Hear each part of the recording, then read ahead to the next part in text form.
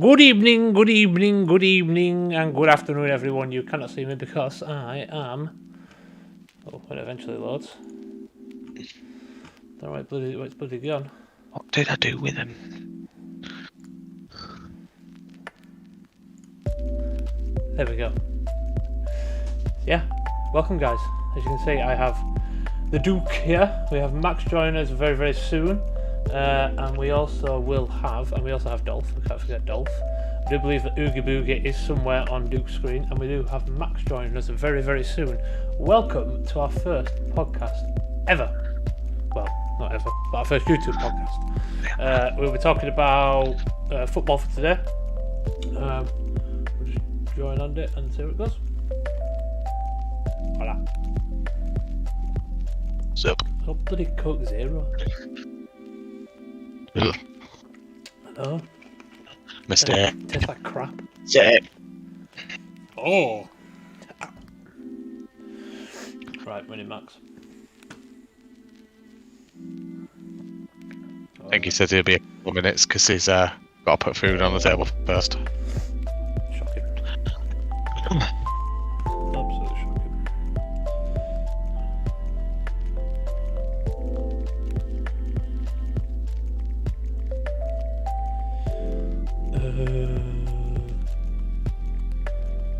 I love that it's showing our random Discord names.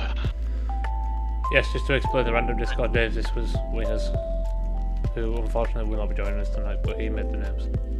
Although the one that I've got was kind of me.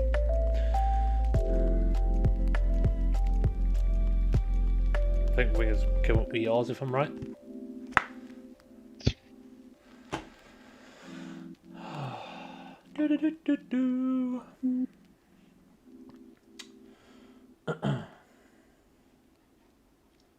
Doink. On her table? Jesus. She's on her table? Alright, what's going on here?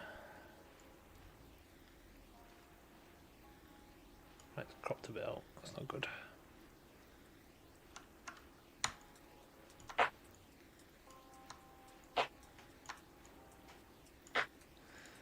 we go. That's better. That's better. Ah. Right. Okay. Okay. So we do have a lot lined up. Let's say a lot. It just depends on where the night goes. And it depends on how much Max talks about Munich, really. That's a fair point. It depends on how much he wants to ramble on.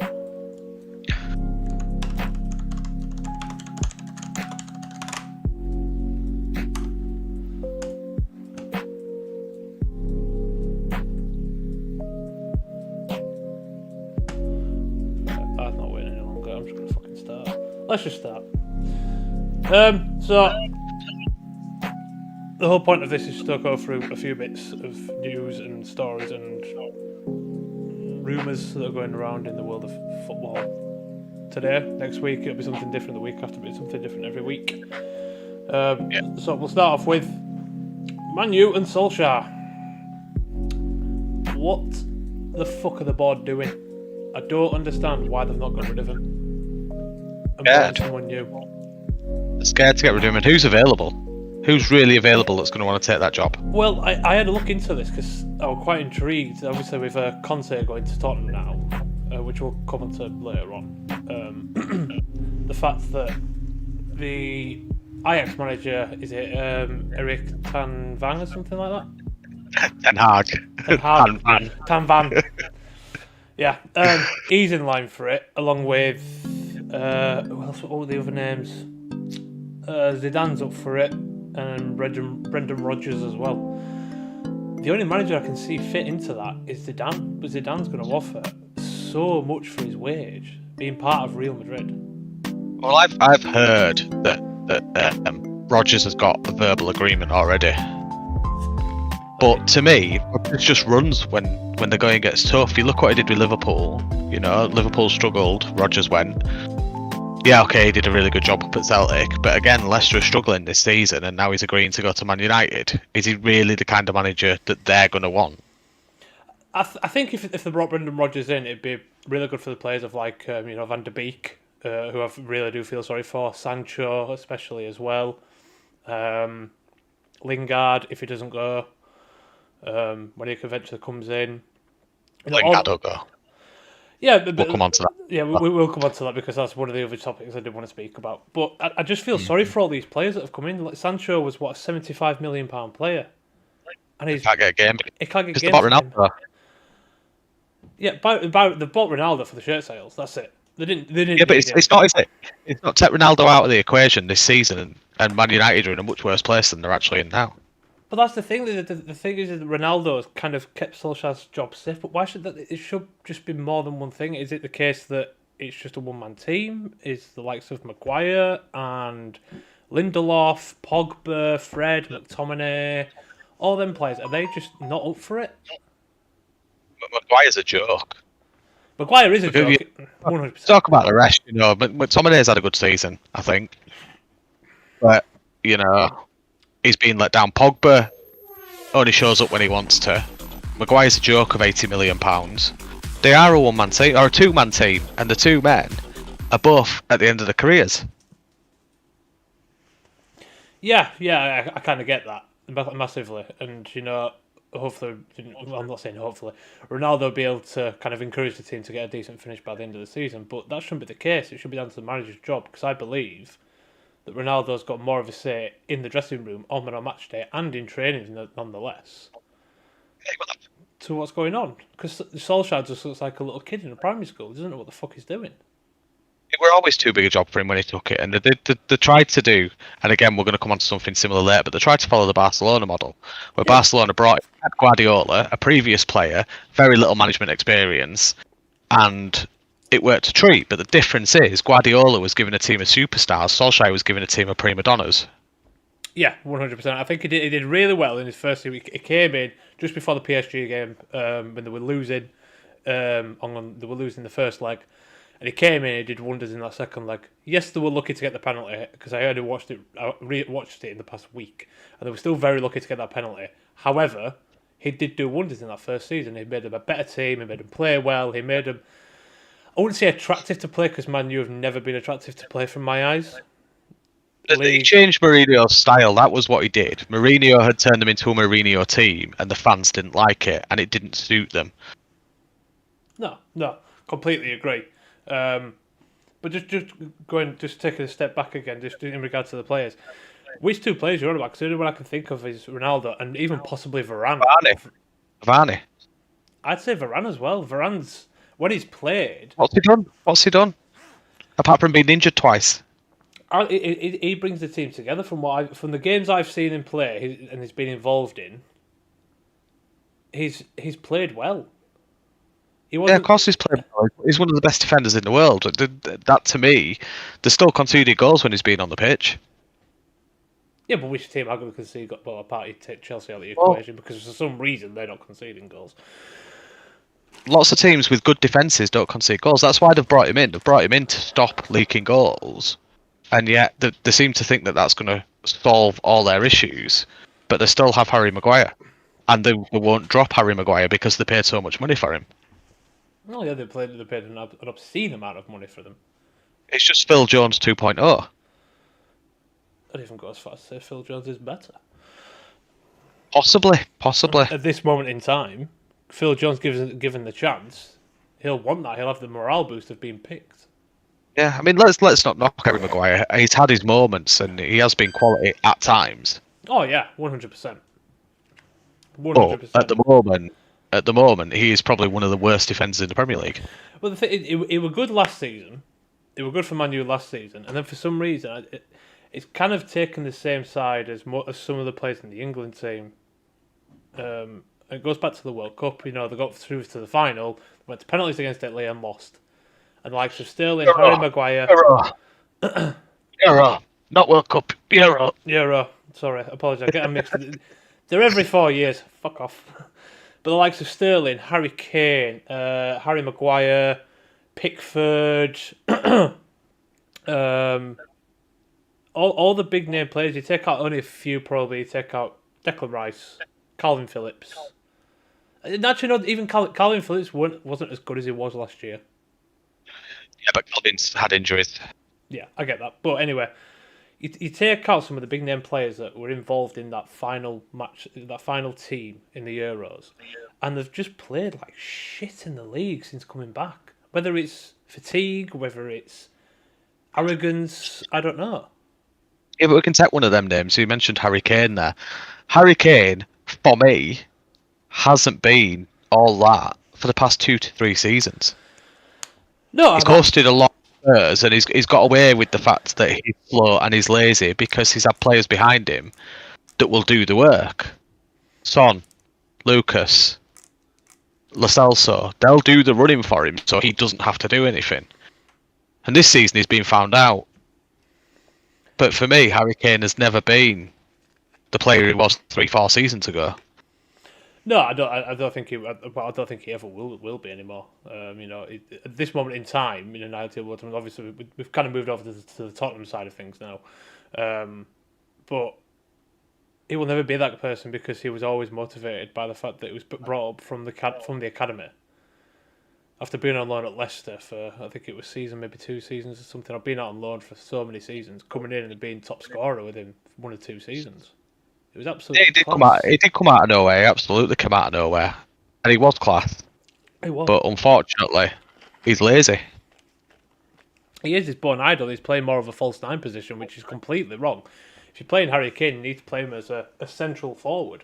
Simple, as a target man who can knock that ball onto the likes of. If he's not going to score goals, you knock it onto whoever's on the wings, whether it be Sterling or Sancho. If you're going based on just international base, or if you go on the Tottenham basis for Son or for Lucas or for Bergwijn. I don't understand the philosophy behind managers in the past, the likes of Nuno and Pochettino. Oh, Max has joined us. Wanting to pick him on a weekly basis just down to the sheer fact of his name, and that's what it feels like. That's exactly what. That's why he gets picked for England. It's because of his name. That's what really annoys me because there's better strikers out there that have got a better conversion rate that will do a better job. Conversion rate's not important. You look at work rate. I would say the 3 strikers that are behind Kane have all got a much better work rate than he has, and that's what's needed. That's what we're missing in the England squad. You've got Bamford, you've got Ollie Watkins, and you've got Calvert-Lewin. They all work hard for what they do. Harry Kane coast along on the fact that he's Harry Kane. You look at Danny Ings. Danny Ings is a prime example. Danny Ings went to a big club, didn't think he was good enough, went down to a lower end club and proved himself because he's not a big name. He's not a big name player. He doesn't need to be. He can prove himself in a squad that's the lower end because he knows he's going to get the support that he needs. Yeah, because of who he is. Yeah. He's had very, very limited England appearances. And Colin Wilson is another prime example. He's had 2-3 appearances for England. And probably should have had more. previously. I wouldn't say now. No, not now. Previously. When he was playing for Bournemouth, he was absolutely outstanding. Now he's gone to Newcastle with the kind of philosophy that they had under Steve Bruce, which again we'll come on to later on. It doesn't fit with that squad. Now, to me, if you're going to, you've got to go in. If you want the transfer move to work, you've got to go to a club that's gonna work for you and not for the team. Now, whether the wages persuaded him or not, I don't know. But I think if he was still at Bournemouth, he would be kind of excelling. Yeah, but he would also be in the Championship. I don't think he'd mind it. Well, that's why he moved. He didn't want to play Championship football, which is fair enough. You get used to playing Premier League football, and there's Premier League clubs after you're going to make that move. But here's the question: if you put Colin Wilson in that Tottenham team, does he do it over Harry Kane currently? I think he does better. I think he's got more of a work ethic. I think, yeah. But would he be overshadowed by the likes of Son and Lucas and the names that we have mentioned before? It's difficult to say at the moment because Conte's just taken over, and we know that Conte's style is completely different to Nuno's style. Nuno is a very counter-attacking manager. Yes. Wherever he goes, he plays counter-attacking football. Yes, 100%. Whereas Conte isn't. So the change we're going to see in Spurs, it's difficult to call who would do a better job. I think it's definitely difficult to call right now because I do think he has plans to kind of reshape that squad completely. I agree, but is Daniel Levy going to give him the money to do so? Well, I think that's got to be one of the things, one of the topics that was discussed before. Well, even before he became manager, am I going to get the funding either in January or June to do something? Ideally, I need some form of funding in January. So whether the agreement's taking place where the players that he sells, the money will go to him and not back into the club. It needs to go back. It needs to go to Conte to spend on money plus an extra, I don't know, 50, 60 million pounds from Daniel Levy to make them improve. Because I don't think Højbjerg's that good personally. Sanchez has gone off the face of the earth, and I think he's probably one of their best defenders. How Dyer's getting in over him is ridiculous. I don't understand Dyer. He's Dyer. Exactly. He was an okay defensive midfielder. He's a terrible centre back. They've brought in a world class centre back in Romero, and then still playing him alongside Dyer. It's not going to work. Yeah, I think the road. Who are they playing on the right now? Because obviously they got rid of Aurier. Is it Emerson Royale they're playing on right and Regular on Emerson? Left? Yeah. See, Which Emerson. That's a really good wing back pairing. Excuse me, needs some more. Shocking, is that ever prepared for this? I wasn't at all. I think Max is still making food. He's eating food now. Oh, is he eating he's food? He's inhaling his pasta. He's going to show him he's inhaling pasta. Yeah, sorry about that. Worked a little bit longer than expected, and then kind of fell behind the schedule. No, don't worry, mate. Don't worry. I don't know if you've heard, but we don't know if Wingers is going to join or not. We're not too sure. Ah, right, okay. What about Easton? No, I've heard nothing from him, but he has been playing a lot of Forza recently, so God knows. Yeah, can't blame him. God knows. Good game. So I don't know how much you've caught, but we're kind of on the subject of Tottenham now and the likes of how the players were performing under prior to Conte. What I don't get is why he's playing Højbjerg and skipping the centre when they've got Harry Winks on the bench. I believe Harry Winks is much better than Højbjerg. Different player, though. Different player. Yeah, completely different. Højbjerg's your defensive mid, and they're using Skip over Winks. Now, for me, Winks has never impressed. I've never seen the hype. I mean, Højbjerg, I'm obviously biased because of my affiliation. He used to be playing for our youth, right? And then he actually helped us win the cup against Dortmund, I think, one year in 2014 or 15. And then for some reason, we sold him off afterwards. But this kid had talent, man. And like you said, I think defensively, he's probably much better positioned, to be honest. He was pretty good at this. But of course, back then we still had Schweinsteiger, I think, even still. So in still kind of in his prime. on the verge of declining, and then being sold off to United. So I mean, he's decent.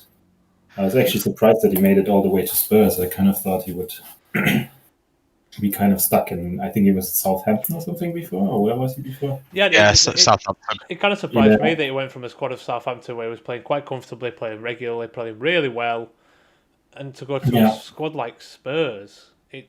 But he's still playing regularly. He still gets the games week in, week out. So he's doing something right. And the thing with defensive midfielders is, as Leeds fans, we should understand this. How underrated was Calvin Phillips till people watched him play for England? Yeah, massively. You don't watch the defensive midfielders. You watch the centre-backs who stop the goals, and you watch the strikers and the wingers who score the goals. You don't care about what's in the middle. I don't even think everyone would. Every England fan was underrating Calvin Phillips. I don't think Southgate was.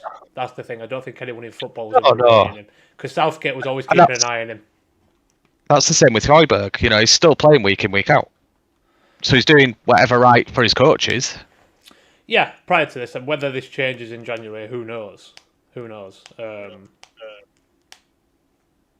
only time will tell. But I don't rate him at all. I really don't rate him. He's all right. I mean, maybe not quite Spurs level, at least not to push them any way higher on in the league table. But I don't think necessarily that he's the key player that is like needs to get replaced there. I think in general with Spurs, they had some sort of weird dip because of also the ownership structure or the owners being pricks basically. Yeah. I think the entire club has issues because everyone seems to be a bit dissatisfied. I mean, Kane also wanted to leave probably for the last 2 or 3 seasons, right? I mean, that doesn't help. Mourinho didn't really continue playing the style that they used to play under Poch. And I don't know what happened with Poch there, actually. I mean, to be honest, we could even talk about whether Poch is overrated, because when he took over PSG, he didn't really improve them. I have no idea why PSG thought that this was a good idea to replace Tuchel or Poch or put Poch in for Tuchel. But I guess Tuchel always had these issues with the management team, and he always had a fallout in every club he's been at, pretty much, apart from Mainz, I guess. They were mostly a bit pissed off maybe that he just left to Dortmund without telling them. So yeah, it's a bit of a fuck up there, no? Like, I mean, the owners there are not very well liked. I mean, every time you hear Spurs fans talking, they just complain about pretty much everything. I don't think the squad is really that bad. I think it's just, generally speaking, the atmosphere and the management. I mean, it's similar story to Barca or Real at the moment, kind of poor management. Oh yeah, definitely. I mean, I don't know if I think you did. I think you mentioned watching it, but the series that was on Amazon in the back room of Tottenham, basically, and the way the club was run when they brought Mourinho in and everything, the arguments they were having on a regular basis, the likes with Danny Rose, Dele Alli, and the way there were some parts of it that were on each other's backs. And yeah, I get that as a club that has banter. But it seemed to be a little bit more than banter. Yeah, I think it all comes from the ownership, doesn't it? I think Daniel Levy is a very good businessman, but he doesn't want to invest the money where he needs to invest it. And when he does invest, he invests it wrong. Look at what he did with the Bale money. Oh yeah. The only good thing to come out of that was Christian Eriksen. Hugo Lloris. Back in the day. Was he? Yeah, okay. Back in the day. I mean, still a very good goalkeeper. Yeah. Probably at the wrong club, I'd say. Possible, yeah. Maybe. Could probably go to. I think he'd probably do well at PSG. Just going back to that. I mean, they have Donnarumma now, no? So, and he's absolutely ace. So I don't think they have a goalkeeper problem at the moment. No. Oh no, the PSG. They do. Who the fuck do they pick? But they've been playing. They've got too many good keepers. Well, they've got Keylor Navas. They're playing Keylor Navas over Donnarumma, and I don't get that. Do they? Apparently so. Yeah, for the last couple of games, only in the Champions League, and I know teams kind of switch over keepers. Like I think Kepa played in the Europa League last season for Chelsea to kind of win it and everything. So, but from last time I could tell, they had like 3 or 4 really good top quality keepers within their system. Before they signed Donnarumma, they had a very good amount of good and young goalkeepers, discarding Navas, who they played week in week out anyway. Yeah, yeah, and I mean even what's his name? The other old Italian guy who came to PSG from Juventus for Buffon. Buffon. Yeah, Buffon, of course. GG. And even he couldn't get a footing there, right? Because the competition in the goal was so great. I mean, they really don't really have. If they have a goalie problem, then it's too much choice, basically. I mean, but this has been going on for a couple of years now. I mean, even Trapp is not a terrible goalkeeper. I mean, he's doing pretty well now in the Bundesliga again, and he was kind of in and out of the first team as well. And then they had this. What was the name of this other goalkeeper that used to play all the time for them? Was it a French or a Spanish guy? They used to use Areola a lot, didn't they? Alfonso Areola. Exactly. Who's now was supposedly also a god, basically, and then they still got Navas and all that. I mean, PSG is another one of those teams that, in my opinion, will probably never win anything. Maybe once or twice, but not as much as other teams, because it's just such a collection of superstars and no real team building there. I mean, they're all just in it for the money, obviously. Who wants to play in the French league?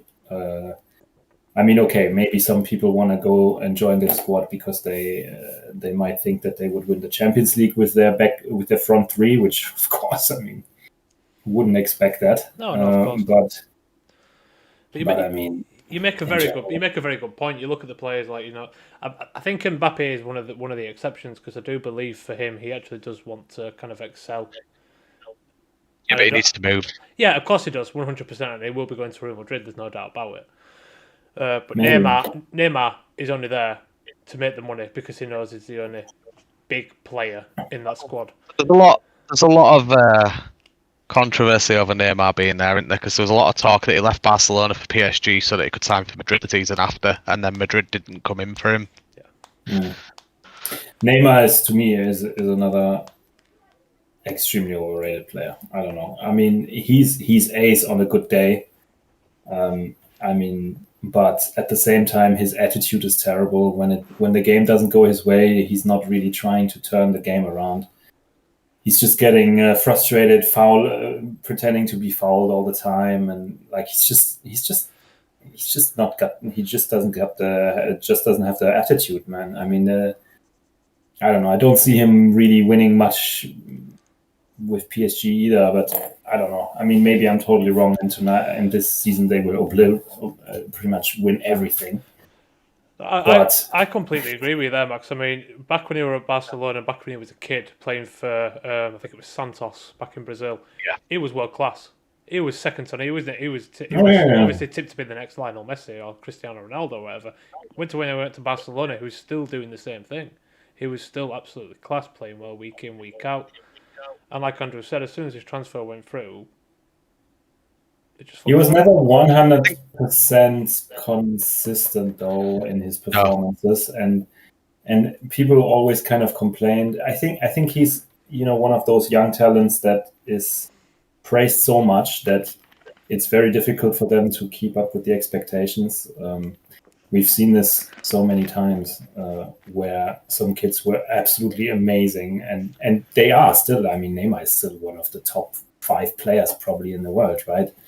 I mean, I'm not trying to talk him down or anything, but we've seen it so many times that they had really good 2-3 first seasons, and then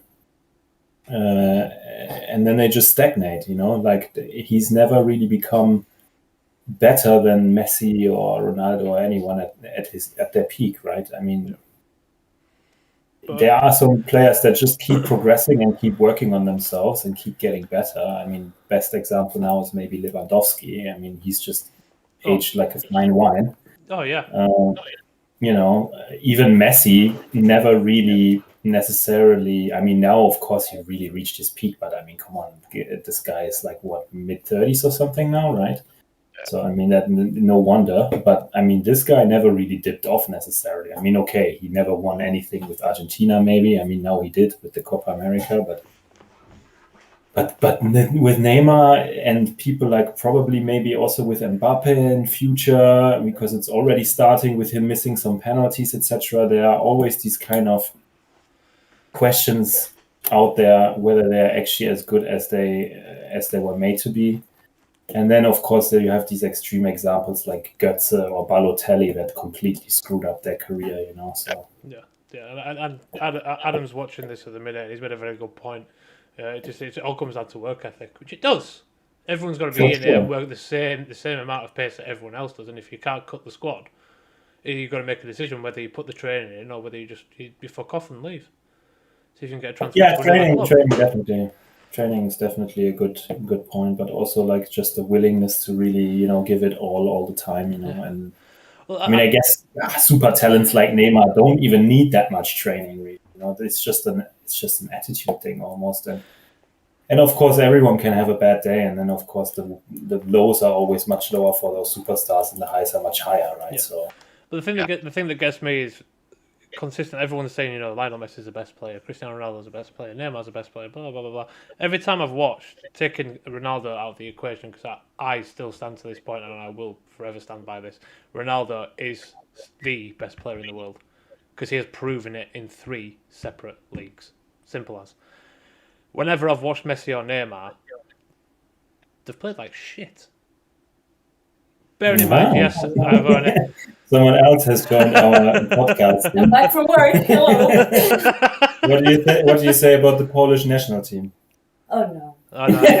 Yeah. No, thank you. Oh, lovely. But yeah, I every time I've watched it, even going back to I can't remember how long ago it was. When did Chelsea win the Champions League when Drogba scored it last minute? Oh, thank you very much for reminding me. No worries, mate. I thought you might like that. That was the most depressing day of my life, 2012. Even watching the second leg of that, Lionel Messi wasn't that good. Between Chelsea and Barcelona for Chelsea to go for it. Messi wasn't that good at all. I'm not going to let you reminisce on the whole fact of Bayern Munich losing on penalties and they lost on penalties, but we'll leave that for another day. Yeah, I was more sad because it was happening here at home in our stadium. But every time and we lost it already 2 years prior as well, so that was really bad. But I've never seen so much effort being put in by Messi or Neymar compared to the likes of Ronaldo or even Salah, Mane, all the players that maybe I'm being a bit biased in the fact that I can see these play week in, week out because I either watch them live or watch them on Match of the Day and I can see what they do. So whether that's it probably comes down to the fact that it's very natural to Messi and it's very natural to Neymar. They don't have to work hard, like Max said earlier. They don't need that much training because they've got that natural ability to do what they do. So it is all about attitude. And I think he's had his moments where he's spat his dummy out and said, no, I don't want to do it. I'm just going to stand about and do nothing. Neymar, we've seen his petulance. We've seen him throwing himself to the floor. We've seen him punching players. It is just the attitude that they've got, and they obviously don't want it as much.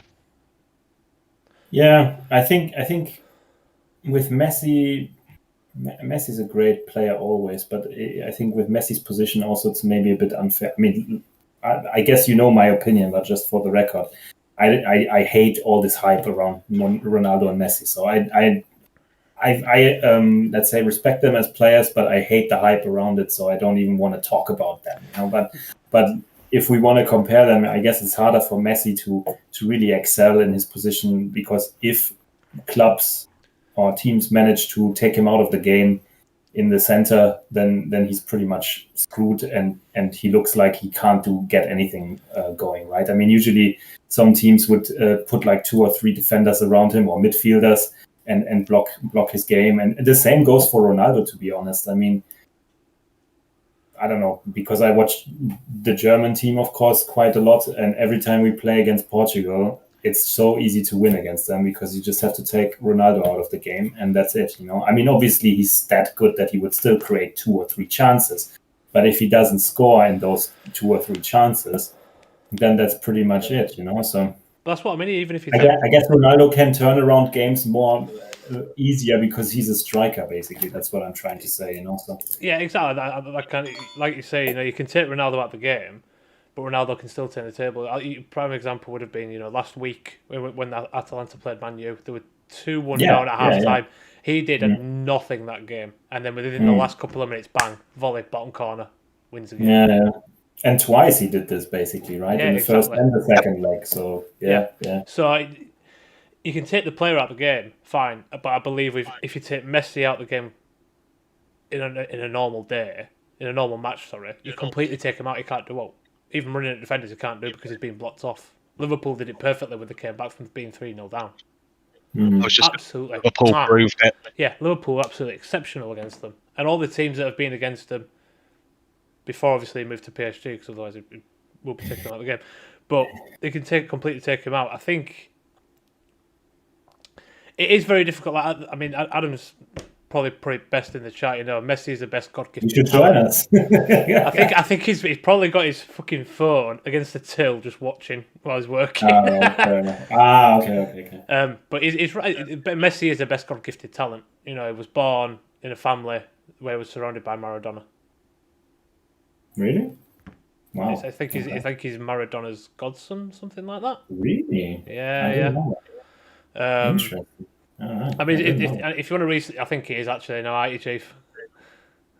I am. Yeah, thank you. I think I have read it. So I could be wrong. If I am, I apologise. But Messi is the best God-gifted talent. It struggles. Yeah. It struggles.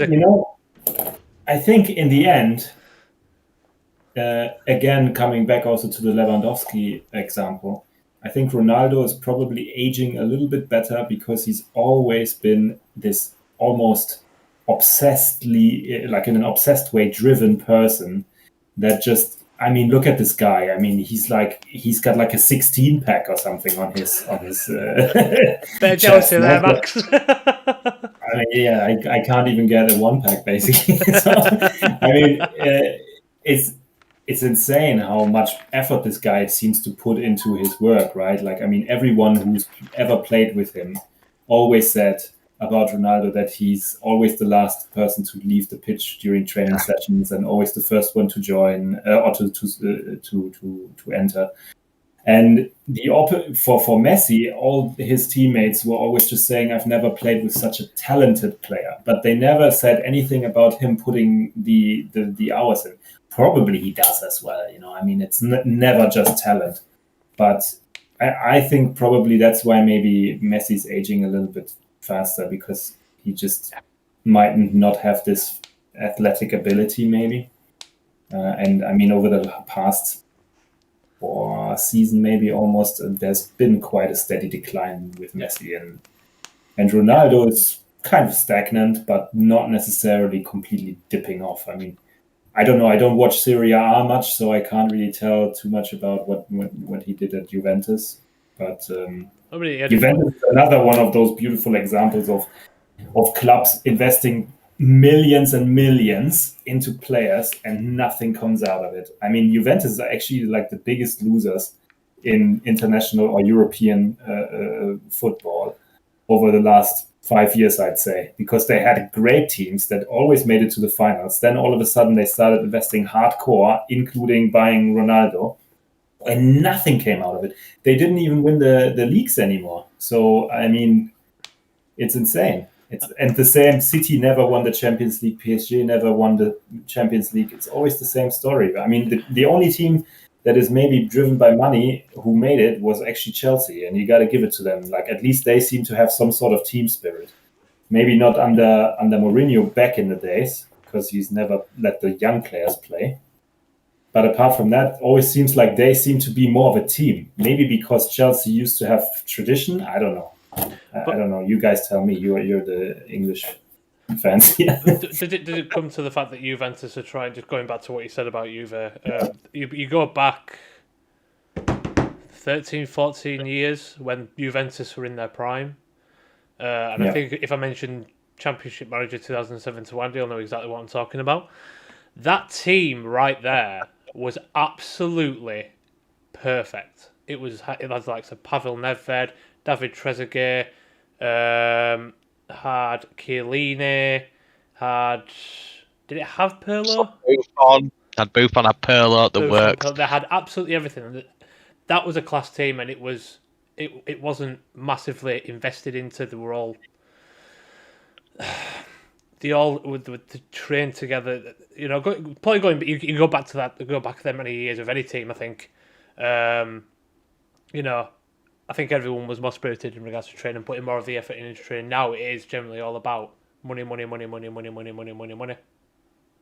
matter where you go. I think, I don't know. My theory is that there's like almost like a inverse U-shape curve happening somehow. Like money can get you definitely to the top 10 in any league, really. Yeah. But to really get you to the top, or to win anything big, I think there's almost like a negative effect then at the very end. Like if you put too much money in. Yeah.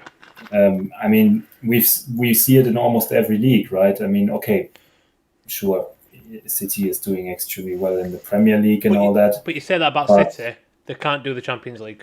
That's one thing they can't do. They can't do the Champions League. PSG can't do the Champions League. Leipzig, let's say, is also relatively rich for the Bundesliga context, and they're not doing too well either. I mean, they always came second and stuff. They never really managed to push to first. You just need to look a little bit lower down. So I was actually reading an article earlier today about Everton. Yep. And it's like 4 years since Moshe bought them. They've spent £500 million on transfers. Wow. And they've got nowhere. No. Mm-hmm. Absolutely nowhere. They're actually one position worse today than they were the day he bought them. Yeah. I think Wolfsburg is a similar example in Germany as well. Yeah. Like they got a lot of money. Now Volkswagen finally realized it makes no sense to pump all that money in. So that's why they're like, eh. But actually now that they don't invest that much anymore, look where they are now. Like they're doing better again, So it's really strange.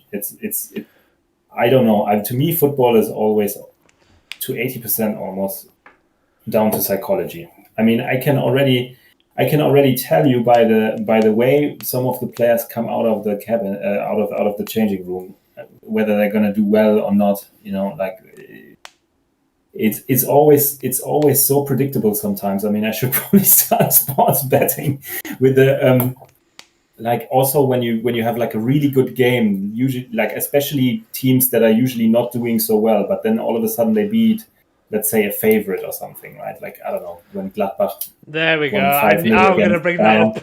For example. Yeah, but look at them now in the league. They won barely their next game in the league, and then they lost now again. So, I mean, why? I mean, like, they feel overconfident, and that's just a mentality thing in general, or like a psychological thing. And you lose one or two games, and you completely play badly. I mean, we all know that. We all play probably football in real life sometimes as well, right?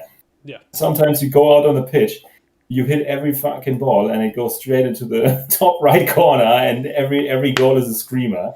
And sometimes you can't even kick the ball towards your teammate from 2 yards out, So I mean, it's just one of them days sometimes. And if it starts like this game with like really weird passes or something, and like some sort of hesitancy or something, I don't know, someone struggling, then usually it just gets in, like the whole team gets infected by this almost, It's weird.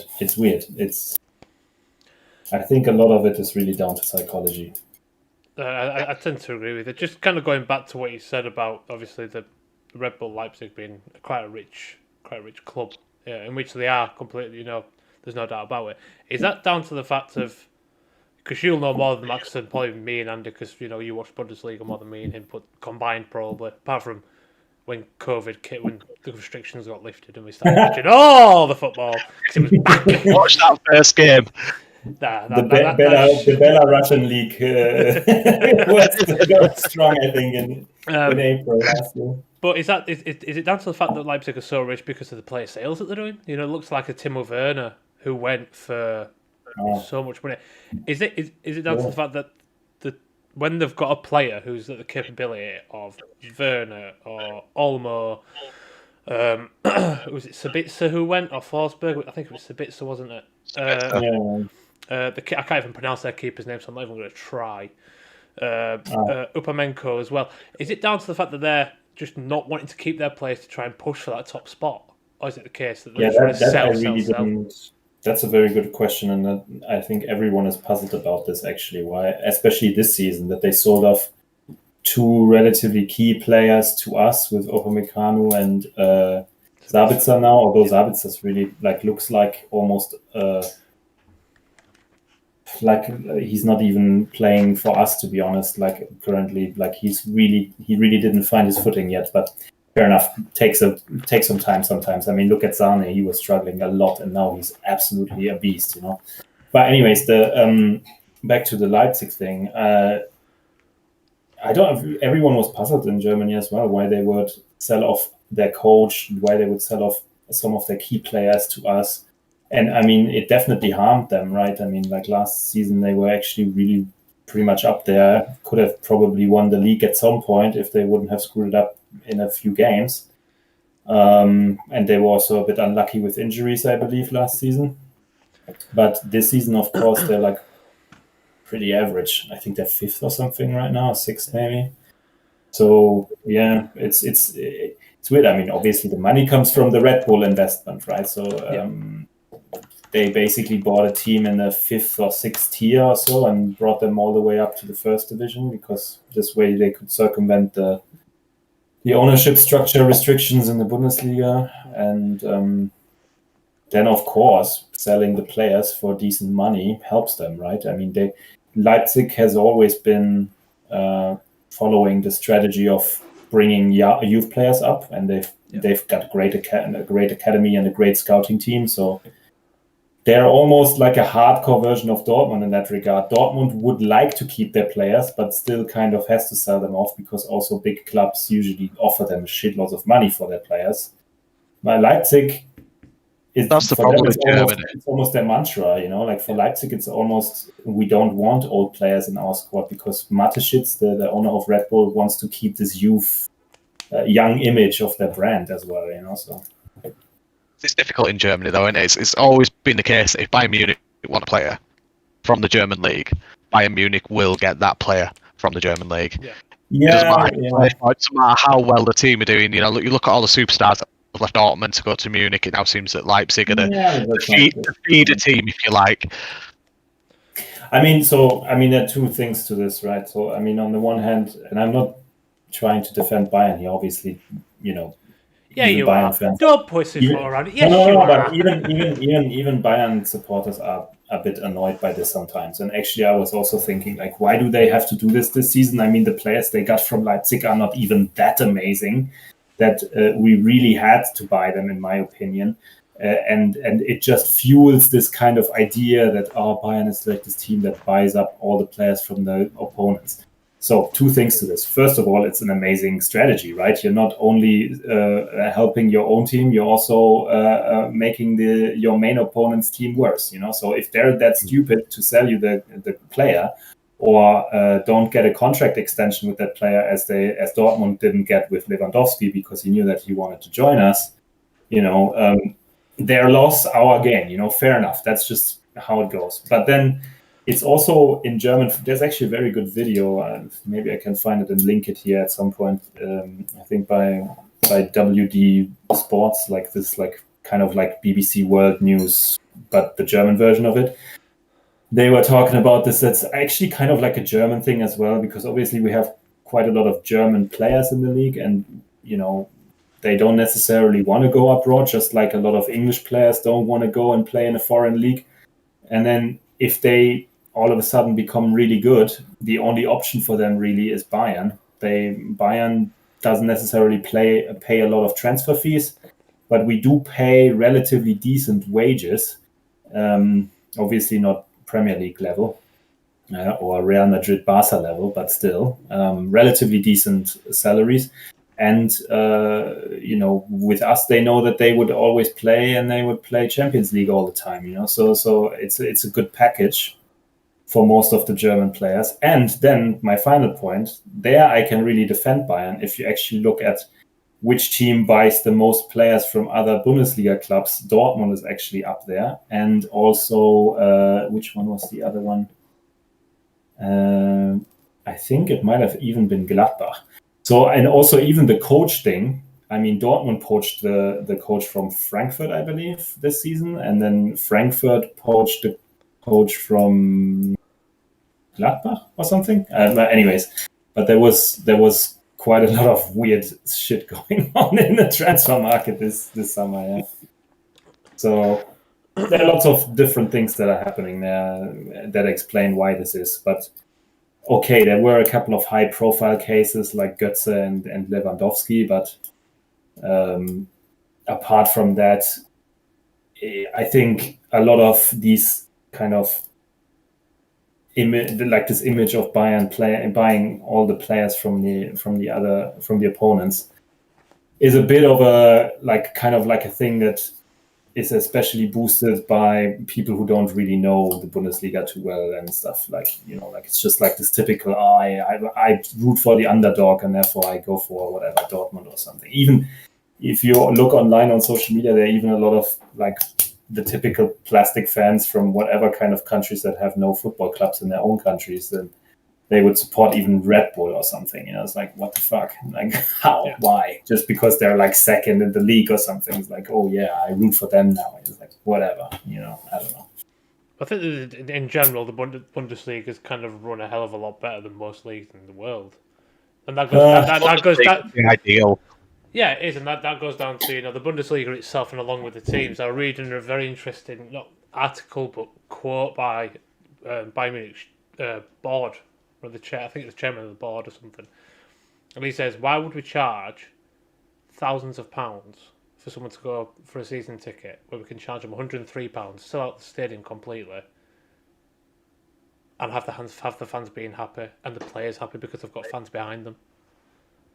I don't. Sure. And they were saying that not so long when it was Dortmund, it was Munich versus Dortmund in the final of the Champions League. That the Dortmund and the Bayern fans were paying more money to go see that final than they were for a fucking season ticket. Yeah.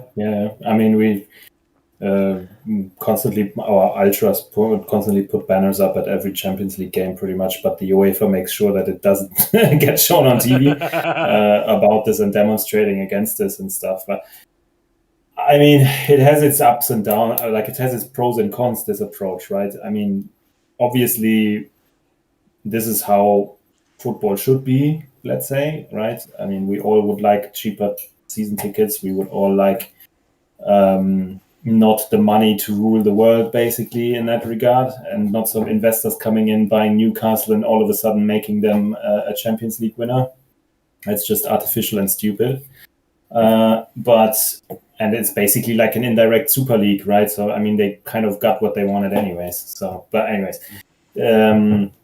but internationally, we're struggling with this, even though Bundesliga was one of the first leagues to come back after COVID.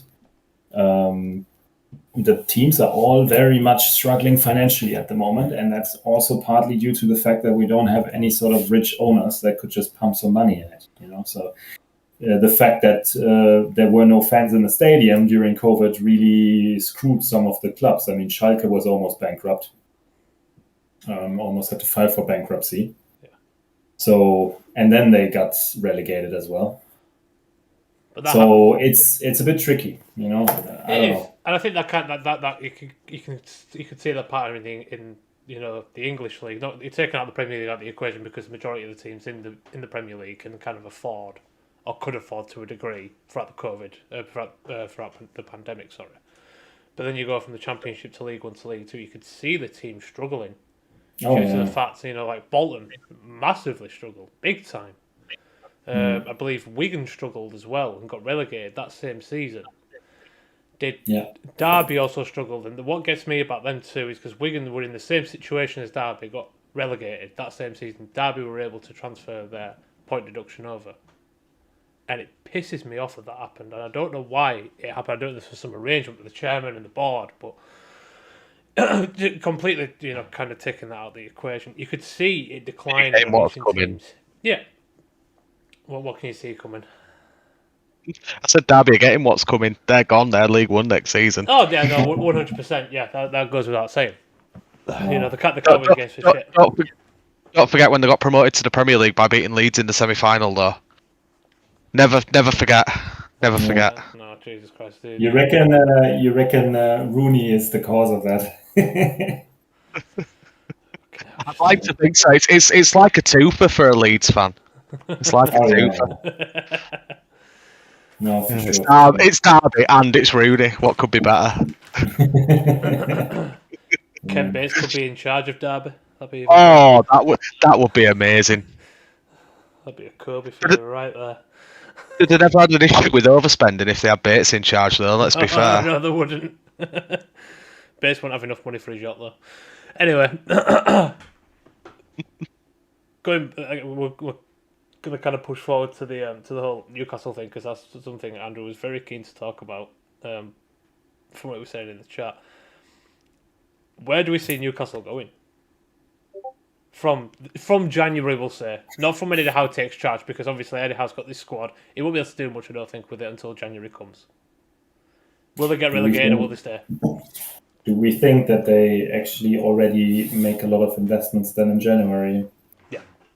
I think that they follow the Man City model, so they'll be going, and I think they've made it quite clear, they're going to look at Premier League fringe players that would improve their squad but might not necessarily be world beaters. They've been linked with the likes of Jesse Lingard, Phil Jones and Aaron Ramsey, and none of these are world-class superstars that you could see playing for a multi-billion-pound club, but they should be enough to keep them in the Premier League and improve their position year on year so that they can slowly build a team of superstars with the obvious money that they've got behind them. I think it'll be a few years before we see anything big from Newcastle. I think they'll be smart. They've gone after Eddie Howe. They've not gone chasing a Guardiola, a Bielsa, a Klopp. No. They've gone for Eddie Howe. It's a smart appointment. It is a smart appointment because he can work with players and he can get the best out of them. And I think that's what they need to be looking at for the next few seasons. But there's reports going around that they're on about looking at Matt ter Stegen. Yeah, I mean, they're going to be linked with big name players, of course. Yeah, they've got big money. They've been linked with Eden Hazard. At some point, I've seen Mbappe links and Haaland links, and it's all utter bullshit. It's quite clear that that's not the direction that they are going in right now. No saying they won't go in that direction in 5 years' time, but right now they're looking to build a foundation, which is the right thing to do. I guess it's also really difficult to convince like a superstar to join a team that is almost getting relegated, right? I mean, it's not just that. They don't want to live in Newcastle, do they? Look, it's not. But I mean, I guess they could find like some cottages somewhere in the countryside anywhere. No, I mean, it's not like the players in Manchester or London really live in like the city. No, I mean, most of them probably live somewhere.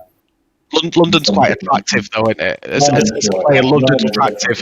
The north of England. If Manchester didn't have Cheshire right next to it, Manchester would struggle to attract big players, and because of where Newcastle is in the northeast, might be a bit of a struggle. Yeah, fair enough. Yeah, maybe. I mean, yeah, I guess. Yeah, you're probably right. I mean, the biggest problem is, I guess, always to convince the families of the players, right? I mean, players themselves won't really care. I mean, they can fly with a private jet every second week somewhere and like get 500 top models. But if they're married or something, or even have a top model as a wife, she probably wants to stay in London or Paris or Milan or something, Yeah, I don't know. The question: did Newcastle overhaul the squad completely? Taking out the maximum out of the equation. Did they just get rid of everyone? No, I don't think so. They can't just get rid of everyone. You can't. It doesn't work. That model does not work. You cannot clear a team out and completely rebuild it in the same season because there is zero chemistry. And chemistry is hugely important. The question is what their plan is for if they actually get relegated. I mean, that would be... That interests me. That does interest me. Yeah. I mean, that would be crazy. To be fair, if they get relegated, they've still got pretty much the same squad, maybe a few other players in. When they got relegated last time, so they'll be straight back up. Yeah, but championship is difficult. Championship is very unpredictable, so you even can't with a lot of guarantee money, who knows? But for the past 2 times they've been relegated, they've bounced back straight away. Yeah. Yes, they've had a good manager in place. Like the second time was Rafa Benitez. Exactly. Class manager. I can't remember who it was first time around. That was too long ago for my little mind. I remember who they brought in. It was Alan Shearer that actually got them relegated, but I can't remember who they brought in to get them back up. Oh, right. They brought in Shearer to try and rescue him at the end of the season, and he didn't. But no, I can't remember who they hired after that.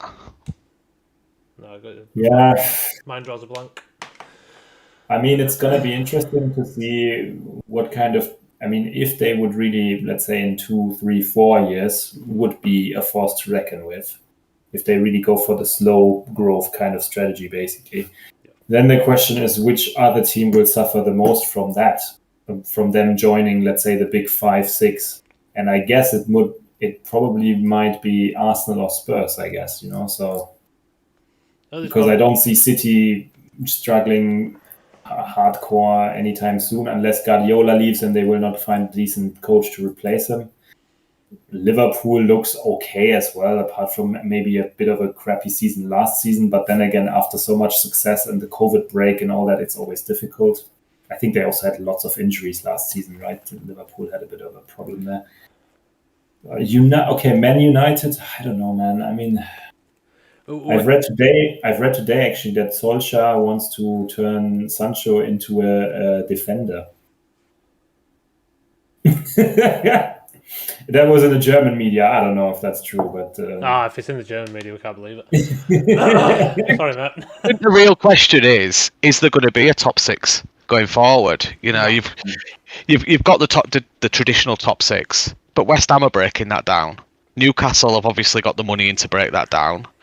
There's talk of more money going into West Ham, which is only going to help them further. Everton, if they can just manage to sign the right players, could break into it. Aston Villa looked close last season. Leeds looked close last season. Leeds lacks the funding, though, I guess, right, to stay up there for good. I mean, Leeds is kind of looking like the team that is well managed at the moment, but might lose a lot of their key players at some point, especially if they're going to stay in the bottom of the table now. Yeah, although Leeds have just had some more investment. Ah, yeah? Yeah, the 69ers or whatever they're called. So, the good old 69. Yeah, the 49ers have just increased their stake. Wonder what's on Matt's mind. I know. They've increased from 30% to 44% ownership, and I don't think it'll be too long before Leeds are sold. I think he's looking at other clubs as investments. I think what he's done at Leeds is fantastic. He's given them financial solidarity. That's a shame. I think he'll always keep an interest. I think he'll probably always keep himself a nice little 10% of the club. But he will have nothing to say. I mean, the good thing about him being the investor was that he made smart decisions. Yeah, but hopefully I would imagine that if he does sell, he's going to sell to either the 49ers or he will do some serious due diligence on whoever does buy it. He ain't going to want to watch it all slip away. Yeah. There is first foray into football. I expect that he will own many more clubs before he retires. But this will always be like his baby, his starter project. So I don't think he'll ever want it to, or not in the short term, just all slip away and has become a joke of a club again that gets financially ruined. Unless he gets the Qataris to invest in the end, which I think he didn't want initially, right? So he's got a very good relationship with them. Exactly, and also because of the I think doesn't he own DAZN to some extent or something? Like I think he's got like a couple of streaming services and media companies that he owns. Yeah. And I think the Qataris are kind of invested in that as well to some extent, and that's how they know each other, if I recall correctly. But I don't know, maybe that's wrong. But I think it's through 11 Sports, yeah. Yeah, 11 Sports, yeah, sorry, yeah. And I mean, the question is then, of course, now if the Qataris want to enter the Premier League as well, because I think they don't have a club yet, right? So it's city is Abu Dhabi. Now the Saudis have Newcastle, and then I'm not sure if any of the other Emirates or whatever kind of Middle Eastern countries have any, like the royal families there or sheikhs have any other clubs in the Premier League. But I guess the Qataris probably don't want to be left out there in this race somehow. It would be the ideal time for them to invest in a club, and obviously Leeds, with the links that they've already got, probably would be the ideal club to do so. Maybe, yeah. The question is if they would want the club to change too much into some weird plastic stuff. I don't know. But I guess what surprised me actually is that the Newcastle fans didn't mind this at all, that they got bought by Saudis. They were never going to be not happy about it because of the fact that Mike Ashley was in charge and he was a massive dick. Yeah, we were always going to, no matter who bought them out, they were always going to be happy. If they're not overly impressed with it, that's what we're saying inside. They're not overly happy that they've been bought by who they've been bought by. Yeah. Which is still surprising to me, though, because, I mean, we've seen that there's quite a lot of, let's say, dissatisfaction with the whole situation when the Super League was announced and fans were actually going out on the street, etc. And now they're almost cheering for the fact that we will have more investors pumping more artificial money into a club that was struggling. I mean, sure, as a Newcastle fan, they are probably just happy that they're not going to get relegated. Fair enough, but I don't know. I would still be skeptical. I'd probably rather want Bayern to go down to the second division rather than having Saudis buying our club or something. I don't know. I mean, the thing is, you can look at it as an artificial money investment, or you can look at it as evening out the stakes. And I think that's the difference in it. There's already the artificial money at the top end of the Premier League. Why not level the stakes? And yeah, you're always going to have clubs who can't pull that kind of money, but every Premier League club surely is going to have interest from investors because it's the Premier League. That's a good point. Yeah, it's where the big money is. It's where all the TV rights are. Yeah, I guess. Yeah, I mean, there's no real movement in fan culture in general, I think, to change that. I mean, there are always people who say, "Oh, look at the German model, look at the whatever model, I don't want the Super League, I don't want this and that, I don't like City because they're plastic, or I don't like Chelsea because they got the money." But ultimately, no one has ever demonstrated, even in the stadiums. Possibly also because it's much harder for you guys, I guess, to get banners into the stadiums and all that. But I don't really see a push there by the fans against this. I mean, the only thing maybe, and there I gotta give kudos maybe to the shitty club that we all don't like, but Manchester United fans were definitely demonstrating back in the days when they got these Americans to take over the club. I think Liverpool fans are always quite vocal about the commercialization of football, etc. But apart from that, you don't really see much, and that's kind of a shame, I think. But yeah, I guess you're right. It's just how it goes, and can't change it really.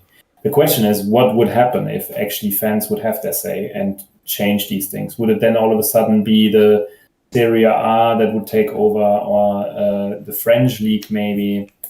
There's always going to be someone else to take it over. Sure. Or if we would find a European solution, then what would it be? All of a sudden the MLS would be the league to watch, or would it be the Chinese Super League or whatever it's called? So I can't imagine, though, that any of the proper... I don't know. I mean, we grew up with football. That's our culture in Europe, I can't see any of European fans really in large numbers watching, let's say, MLS or Chinese football, or even a foreign league all of a sudden just because of the fact that they have the superstars there.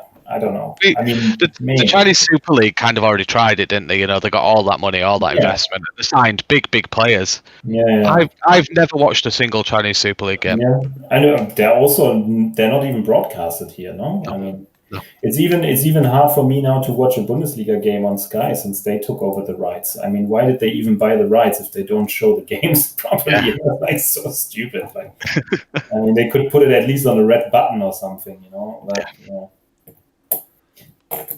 it's all great. It's all crazy. I think the problem that I speak just from my experience because obviously I'm younger than the pair of you, but back in the days in like the early 60s and the 70s and everything, football was football. It wasn't a business, and I think that's the problem we've got these days. Back in them days, it was never a business. These days, all the clubs, the entirety of football is no longer football. It is business. That's evolution of anything. That's the evolution of anything. If anything can make money, it will be turned into a business. Yeah. I think that's the problem. The love for football from the fans, I think, is always going to be there, but the love from the side of someone who owns a club won't be there, if that makes sense, unless you are a fan of the club that you have bought. If that makes any sense whatsoever. Because I think if I'm right, the Munich, the owner of Munich is actually a Munich fan and has been throughout his entire life, and it's been the same. We do have ownership also by companies, but they don't really have much of a say because of the 50+1 rules. So Adidas has stakes in the team, Allianz and Audi, I think. They're our main shareholders. But yeah, I mean, the fans always have the say in the voting rights, etc. So yeah, that's just how the regulations are in the Bundesliga at the moment. But I think, yeah, I don't know. It's a weird one. I guess ultimately, if we want to become political a little bit, then probably the UK has changed quite dramatically in the 80s with Murdoch coming in, right? So, I mean, it not only political and with his influence over the newspapers, etc., but of course also on football, right? I mean, if he wouldn't have pumped all these millions into B-Sky B back in the days, or whatever it was called back then, the Premier League would just be another league in Europe, you know. Probably Serie A would now be the top league in Europe, maybe La Liga, I don't know. But it all started with that Sky money, you know, and then just exploded. I mean, you guys even had like this weird time where, was it ITV with the aerials that wanted to show the football, but they kind of completely overestimated how much money they would make with it, right? So yeah, I do miss the days of Champions League being on ITV. Quite good. It used to be a nice Tuesday night. They used to be on ITV4 for the good games. I'm like, well, my mum didn't have like anything like that. No free view, no nothing. Bollocks. Yeah. But now it is all about cost. The only things that your free view gets is a couple of games here and there where they're showing, you can have this if you buy Sky, and showing the game on Sky One, which is technically free view. And you can be, if you want to be a cynic, then probably it wouldn't have made financial sense for Murdoch back in the days either, if he wouldn't have had the ultimate goal to push Sky News and push more into the taking over the British media, basically. So otherwise probably football wouldn't be as rich or as money driven in the Premier League now, if he wouldn't have had this agenda of media dominance domination in the UK somehow. It's crazy. I mean, it's the same with the Saudis and the Qataris and whatnot now. I mean, the only reason they buy the football clubs is to polish their terrible image, basically. So yeah. I mean, that's what it's all about in the end: geopolitics and like whatever, power over, influence over people, which is interesting. That football has so many social and political implications almost. Yeah, everyone has their own opinion on what actually happens behind closed doors, in front of what we can see, what they hear around rumours of everything going on. We don't know what happens. Jesus Christ, for all we know, the board at Leeds United are on about getting rid of Bielsa in 2 days. There's no facts, there's no truth or facts behind it, but it could be happening. Yeah, I mean, at the moment it kind of looks like they managed to turn things around a little bit at Leeds, I think, right? I mean, psychologically speaking, it looks better now. And they also seemed more convincing in the games. I mean, the last game they played, they looked pretty good. Previous game, they looked all right. So finally, they find their confidence again, which is, I think, is extremely important for Leeds. I mean, especially if you look back at those 2 seasons where they almost got promoted but didn't manage in the end. I mean, there was a massive confidence problem there, basically, back then, or like a psychological problem. And they've worked on this, I guess. I think that the fact that the fans are back in the stadium probably didn't help too much.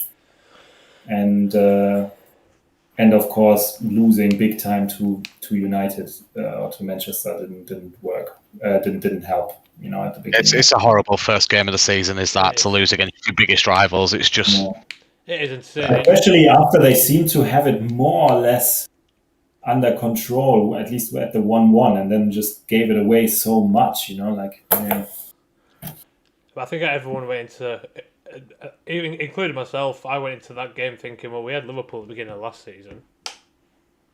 What's to say we can't do this again?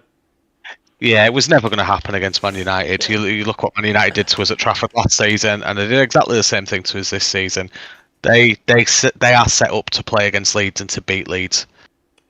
I'm not saying that's how they set up. It's just their style versus the style of Bielsa. They're never going to have an issue. They're never going to have a problem. No, not unless someone else becomes in charge and changes that style. And Bielsa is so stubborn that he will never change that style. Yeah.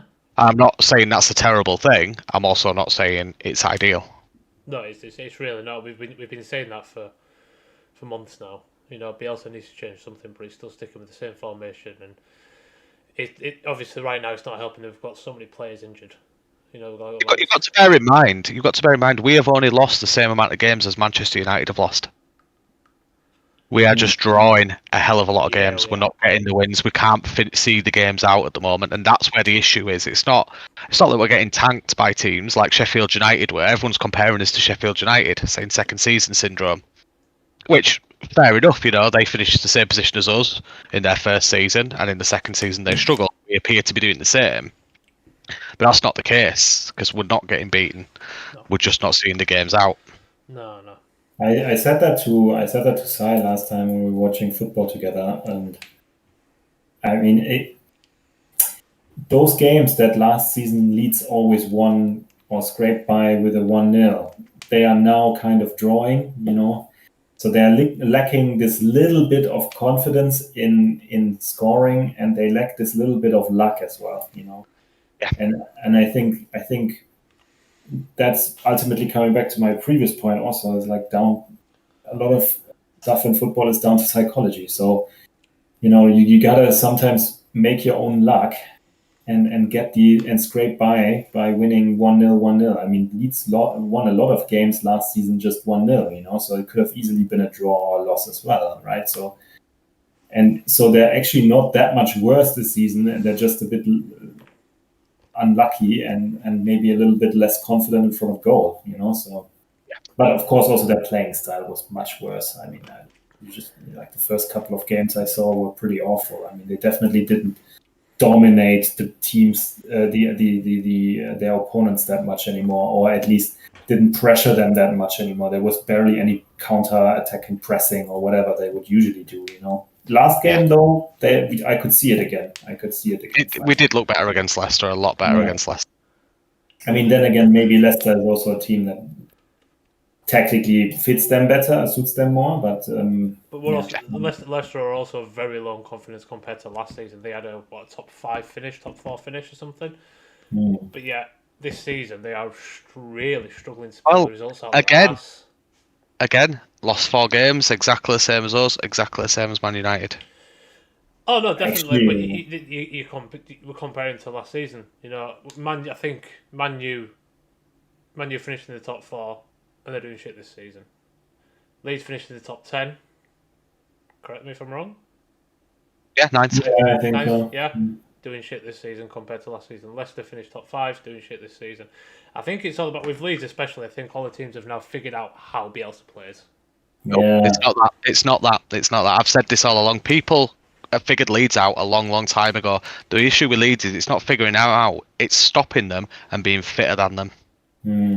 Oh, yeah. And With that, that's not the case. That's still not the case for any club in the Premier League. Nobody is as fit as Leeds United. No. Nobody keeps running till the 95th minute like Leeds do. That's because Bielsa is so on them on the training ground. But that only works. If you are confident and you get the passes right? Yeah, And the that's right, the passing was awful. And I mean, why do players not pass the ball properly? Because they lack the confidence and they don't really, it's like kind of. Yeah. We all know how it is in football sometimes. If it doesn't go your way, it doesn't go your way. So let's hope they get their confidence back, and then it's going to be all right, because all the teams seem still very close to each other, right? I mean, Leeds only needs like 3-4 points or so, and they're already in the top 10 again, right? So we're 5 points behind. 4 points behind Palace. 4 points behind Palace in 10th. Yeah. And there are teams above us that are going to drop. Brentford had a fantastic start to the season. Yeah, crazy, yeah. And now they're dropping points week in, week out.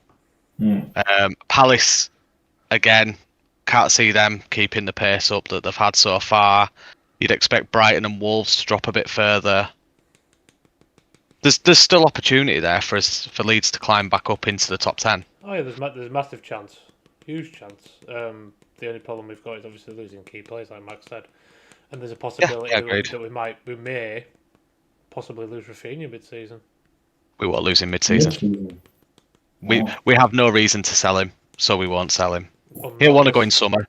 I have no doubt. Summer, fair enough, but if the offer comes in, then we accept it. We won't sell him in January. £100 million. We won't sell him in January.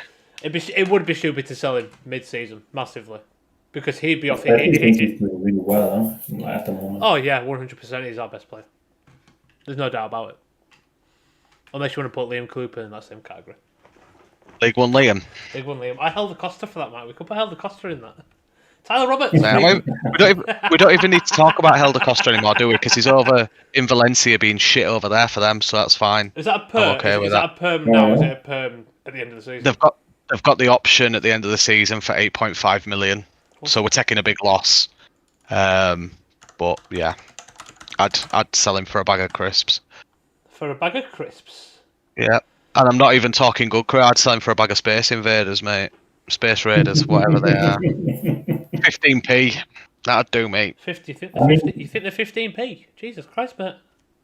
Mate, I remember them being 10p. I don't know what they are now.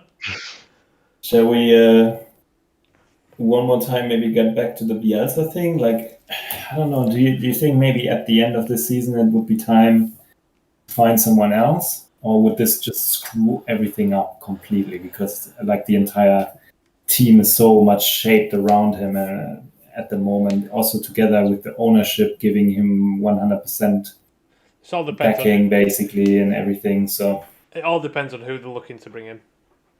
I would like to see him stay for another season. I'm not sure he will. No. He's obviously going to be missing his family. He lives above a sweet shop in whether his family are at home in Argentina. He sees them, 2-3 times a year. I wouldn't blame him for leaving at the end of the season at all. He's not a spring chicken. No. He's one of the oldest managers in the league now, if not the oldest manager in the league. But I would like to see him stay another season. I'd like to see him get a bit more back in next summer than we had this summer, which is how we seem to work in the transfer windows, and let him have that push for Europe. Because for me, if we're going to replace him, I don't want to see whoever it is we've been linked with that's managed Granada for a couple of seasons who've got Man City money anyway. It's not what I want. I want to see a big name coming in to replace him. Yeah. And I have heard that we've lined up a big name if he does leave in summer. Who's that? But that big name is currently in charge of PSG, and is he going to leave there to come to Leeds? Yeah. Just to kind of go back on what you said about being the oldest manager, it's not Claudio Ranieri. Came in and has now taken over that position. Claudio Ranieri is 70 years old, still fucking going. He doesn't even look 70. He done it all. That's why that threw me off. Yeah. Obviously, it was Roy Hodgson last year, who was like 174. The aging owl. But yeah, I forgot Ranieri had come in. So at the beginning of the season, it would have been Bielsa then. It was Bielsa, yeah, definitely. Right, are we going to go for a quick break? I need to get some more water because I've. I might actually finish it here. Oh! Nice, my halftime replacement. Substitution. Hello, Oh, do I have to put the German accent then if Max is leaving? Yeah. We're all waiting for this now. Oh, ja, alles klar, Justin, alles klar. What do you say about this, Wingers? How? Hello, Maximilian. Alright, guys, we're going to go for a quick break. We won't be long. We'll just have a catch up with Wingers. We'll be right back. Oh, yeah, sorry, vaping.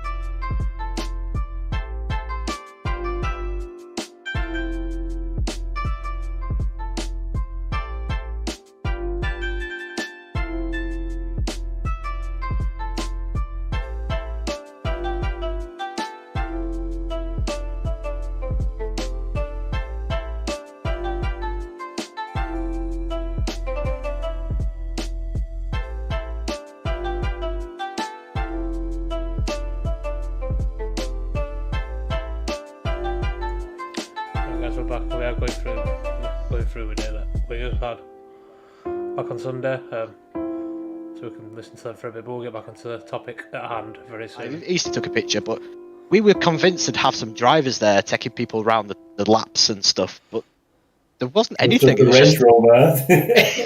Yeah, the Range Rover took you from the hangar down round Gambon and then to the Cube and back, and that was it. Yeah, The proper Mr. Trick, man. It was weird. Yeah, no, but still cool, man. Nice. I'm jealous. All right, guys. I think I'm gonna head to bed very soon, so I am saying goodbye. Yeah, we could do without that background that you've got. If you need a talk in German next time, let me know. What are you on about? You're on next week. I don't know what you're talking about. Very good, very good. You've got no choice on the matter. Have a good night. Bye, Bye, Matt. Take it easy. Cheers, Max. Right, you need to be speaking a German accent throughout this entire now for another hour. Ah, yeah, that is super, yeah. Yes. Yeah. I don't know if we can take you seriously though. That's a problem. Why is this? My German accent is it's good, yeah. It's very good, yeah. Yeah. Looking like you've missed quite a lot actually. We covered quite a lot there, didn't we? Well, Max covered quite a lot. I'm only like an hour and a half late. Richard kind of got to like more political stuff, which was not the intention at all.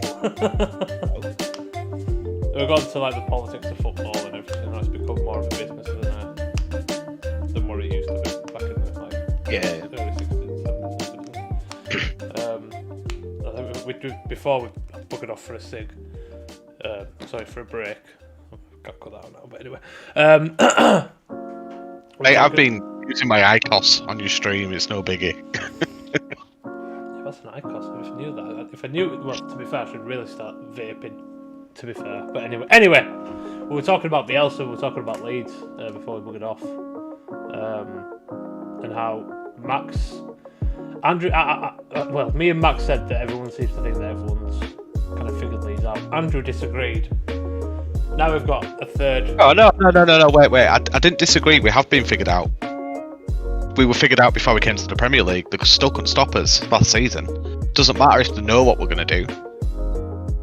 They've actually got to stop it. And with the intensity we had last season, they couldn't. There's still also... Oh, yeah.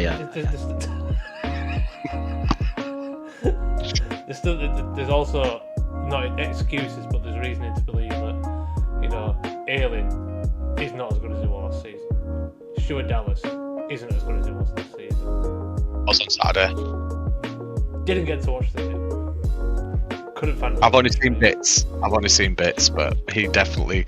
A lot of the players were back to what you would expect of him on Saturday. So let's hope that carries forward. Well, what the next games? Why are we checking that?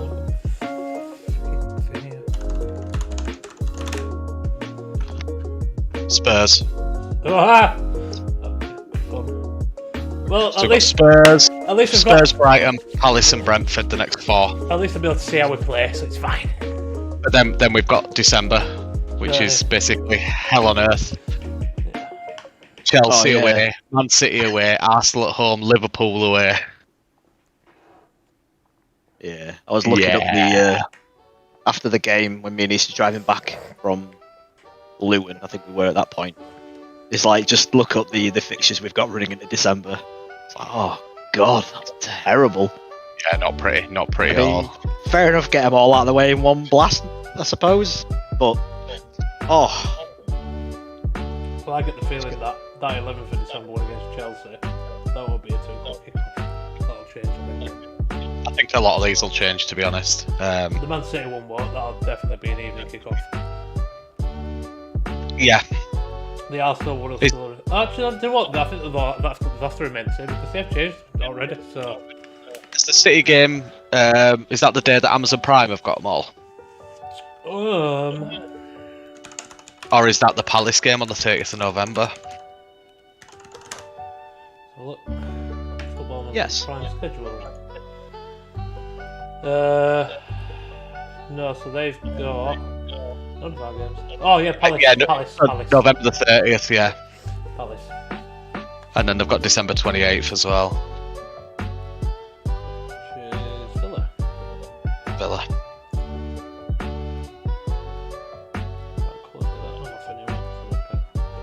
Yeah, me too. Yeah, I'm off like 22nd or something like that. I'm done. Then I'm done till like the 4th.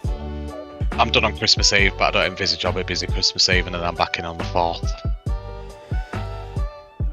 But there's still a lot that needs to be done with the lead squad. We need to.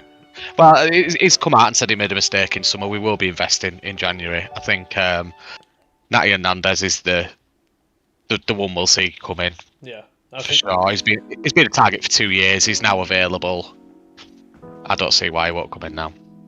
I think that the whole fact of the 49ers investing a bit more has kind of set a lot of Leeds fans settled a little bit, because there is going to be investment there now, especially with that. It won't be major. We won't see like 4 or 5 different players, because Leeds and Bielsa and all hate operating in January because prices are inflated. Because if you're buying players in January, you're desperate. Yeah, of course you are. Of course you are. Well, depending on how, if you go deadline day, then yeah, you are desperate. You are going to be paying over the odds. Whereas if you do it, beginning to mid, you're going to get still inflation. Yeah, it's still desperation in January. It's still desperation. You've got to the halfway point of the season and thought, shit, I'm not good enough. We need to buy players, and you get rinsed, which Big Kev is evidence of. Yeah. Speaking of transfers, with Javi going to Barcelona, can they afford anything at all? Well, Barca? Yeah. Just forked out £12 million or euros or whatever to sack Coleman. There was skin enough that they had to let Messi go. There is no way they're buying anyone. Not without selling.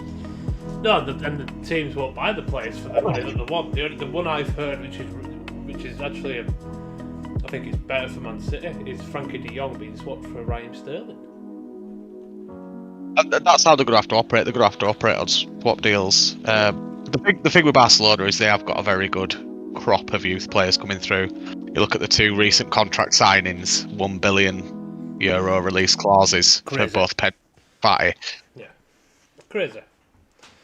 Pedri, I agree with. Fati was, again, I've not seen much of him, but I've not seen many reports about how he's doing. He had a bad injury last season, so he didn't play much. That's probably why then. But I don't see, excuse me, apologies. I don't think Javi's done much in Qatar. I don't know why they've invested. Okay, so this goes back to something I said earlier about Solskjaer, and they've done it before. Of Barcelona did it with Guardiola, and Guardiola has proved to be probably top 3 best managers in the world. Yeah. Why would it not work out for Javi? I'll tell you why, but I'm asking the question first. Alright. Let me think of something with this. You crack on, man. Ja. Ja. That's super, yeah. It won't work out because of the squad Guardiola inherited versus the squad that Xavi's inherited, and that's why. Guardiola inherited a squad that didn't need a manager. No. And then he went to Bayern Munich to a squad that didn't need a manager. And now he's at Manchester City, which is a squad which, guess what? They don't need a manager. Fallen on his feet quite well. Yeah. I just can't foresee what's going to happen with Barca, because they're not going to really. We're doing shit at the minute. The best player, ninth in table, and the best player, according to what I've seen, is Memphis Depay. And Memphis is really doing well there, but I would have expected that with the exception of Manchester United, who ruin players traditionally. Yeah. Memphis has always had that quality. Yeah, well, I was going to bring that up, but that'll be Max about Schweinsteiger, but I thought before they kind of hit the doors with Bayern Munich a bit too much. In fairness, Schweinsteiger was at the end of his career Yeah, when he went to United. That's why he were ruined there. Bayern only sold him because he was past his best. Am I right in thinking Barcelona have acquired Aguero? Yes, but he's now out for a few months because he's having a cardiac procedure similar to the ones I had when I was younger. Oh God! He collapsed in one of their games a couple of weeks ago with palpitations, and Did they've he? discovered he's got the same thing that I've got. So he's now got to go through the whole ablation and then the recovery and then work his way back into training slowly. So he's going to do his Schweinsteiger. go to Man U. That's really the end of his career, but yeah, sure. Sure, Scum will buy him. I think the only player I actually have respect for in Barcelona is Piqué. The fact that he's the only person in that club that will be willing to take a pay cut to still play for He wasn't the only one. He wasn't the only one. Well, he's the only one coming out. There were other players. There were other players that took pay cuts to stay. There are some that said no. And in fairness, why would they? It's not their fault that the club's been financially mismanaged for years. They signed a contract. They've honoured their side of the contract. If my place of work, I'm not saying my current place of work, but a hypothetical place of work came to me and said, "We know you're doing exactly what we've asked you to do, but we want to cut your pay by 50% because the business is struggling," I would say no. Didn't they try that before they had to get rid of Messi as well? Yeah, the Messi's contract was already cut by 50% before they realised they couldn't afford it. And then And they they wanted weren't everyone allowed. else. They weren't allowed to cut his contract anymore, so they had to let him go. I know they asked, I think a lot of the squad were willing to take some kind of cut to accommodate Messi, whilst they were still doing the math. Obviously, it turned out it wouldn't have worked out anyway. Yeah, I can only think of one player that publicly, we were publicly told, refused, and that was Mr. Titi. And he basically said, "Go fuck yourself. I'm not taking a pay cut." And Coutinho did it as well. He said no. Yeah, well, he's going to Newcastle anyway. He is going Newcastle. Yeah, I think that's nailed on that one. Yeah. He's been wanting Have out you- of the club for ages, hasn't he? Have you discussed Newcastle yet? We can go back to it. There's still Just a little. there's probably still loads more that we've missed. I'd just love to know like what their short list of transfers is. See, we never actually listed people. So I spoke a little bit, didn't I? And said they were looking at fringe players rather than superstars. So they've been linked with like Aaron Ramsey, Jesse Lingard, Phil Jones, been linked with Martial. All players that are good and will improve them. But they're not the Haalands, the Mbappes, the Messis, the Ronaldos of the world. And as I said earlier, I think it's a smart way to build the club. Yeah, you can't just go balls deep like straight off the bat like that, can you? Man City did the same thing. Yeah, they went all out and signed Robinho, but they also signed players like Roque Santa Cruz. And I'm sure there was some other French players, Julian Lescott. You know, not superstars, but definitely an improvement on what they already had. But to be fair, the signing of Robinho was brilliant because it was like, Chelsea are so close, Chelsea are going to sign him, Chelsea are going to sign him. No, Man City have signed him! Pretty sure he was in the helicopter on the way to Chelsea and diverted to Manchester. Back in the days when I used to check CFAX pages and I could see it. Oh, see, facts, man. That was wild. What a day. Wild. But yeah, it's going to be very interesting to see what Newcastle do. Really interesting. Could you imagine drafting, even if they go for all these fringe players like you've listed, could you imagine doing all that and then they still get relegated? Yeah, we covered that as well. Yeah. It would be funny, but they'd managed to do what they did the first time they were relegated in recent history and keep the squad, wouldn't they? Because they'd just be like, yeah, we'll pay you. I reckon that's going to have to be in people's contracts, isn't it? Like, you know, anyone who signs in January is going to have a clause in their contract that they will not leave because of relegation. Quite the opposite to what you normally get in your contract. Yeah. Who were the two players that the last time they were relegated fucked off but managed to have a fucking fantastic last game of the season. There were Wijnaldum, who fucked off to Liverpool and made a fucking career out of it. There was another player, I can't remember his name. There were two different. I get the feeling it was St. Maximan involved in that relegation squad? No, he's not been there that long. So we're talking the initial relegation or the most recent one? The most recent one. 2015, 2016. Let me have a look at the squad. Ha! Ivan Toney was part of the squad. Was it? He was, yeah. Oh. And we're going off to Brentford and I struggled. Let's have a look.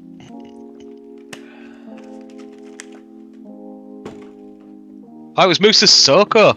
That's it! It was Sissoko. Sissoko. That's who it was. Andros Townsend was also part of that squad. Wow, that's going back. Yeah. I'm looking at this squad. They should have never gone down. Yeah, but How did it go down? Who's in charge? Oh, do you know who was in charge when they went down? It was Rafa, wasn't it? It was Rafa, wasn't it? Yeah. They'd also have Czech Toyota in the squad at that point. Toyota were a legend.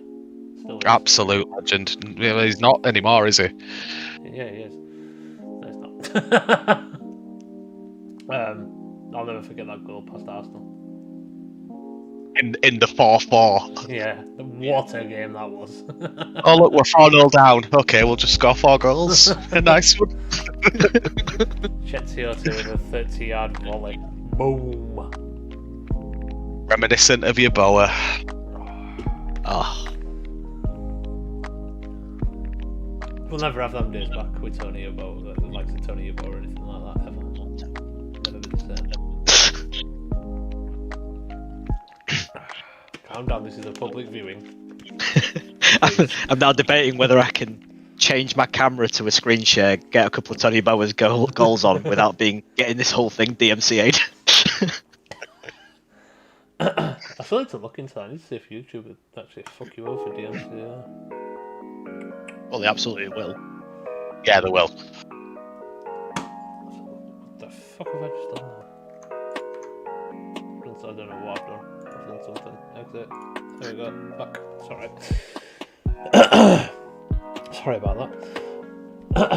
What were we talking about? We should probably talk about that dancing duck. Ah! It's alright, he's back.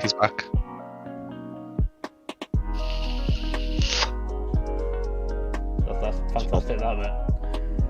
Yeah, Just wait. Hey!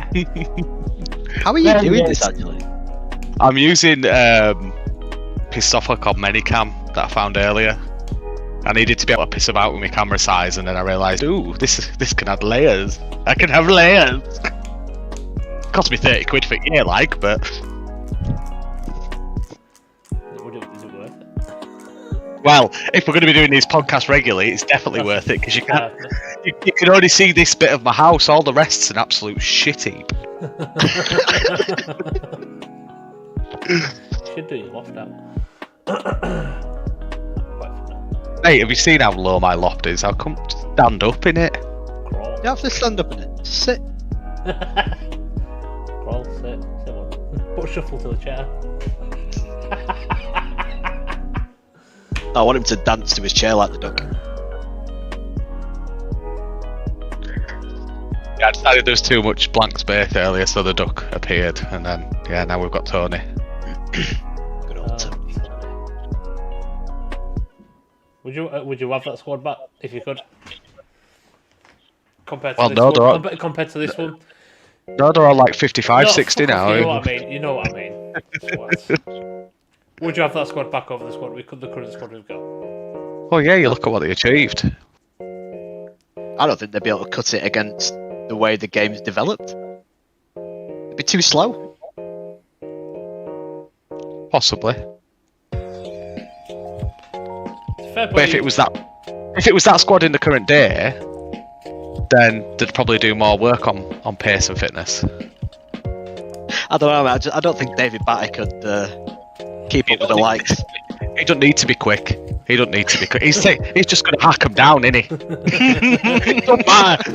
Don't matter if it's Ronaldo or Mbappe, or he's just going to hack him down. It's fine.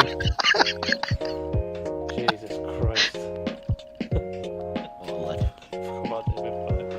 Can you imagine a midfield with David Batty and Rudy Austin together?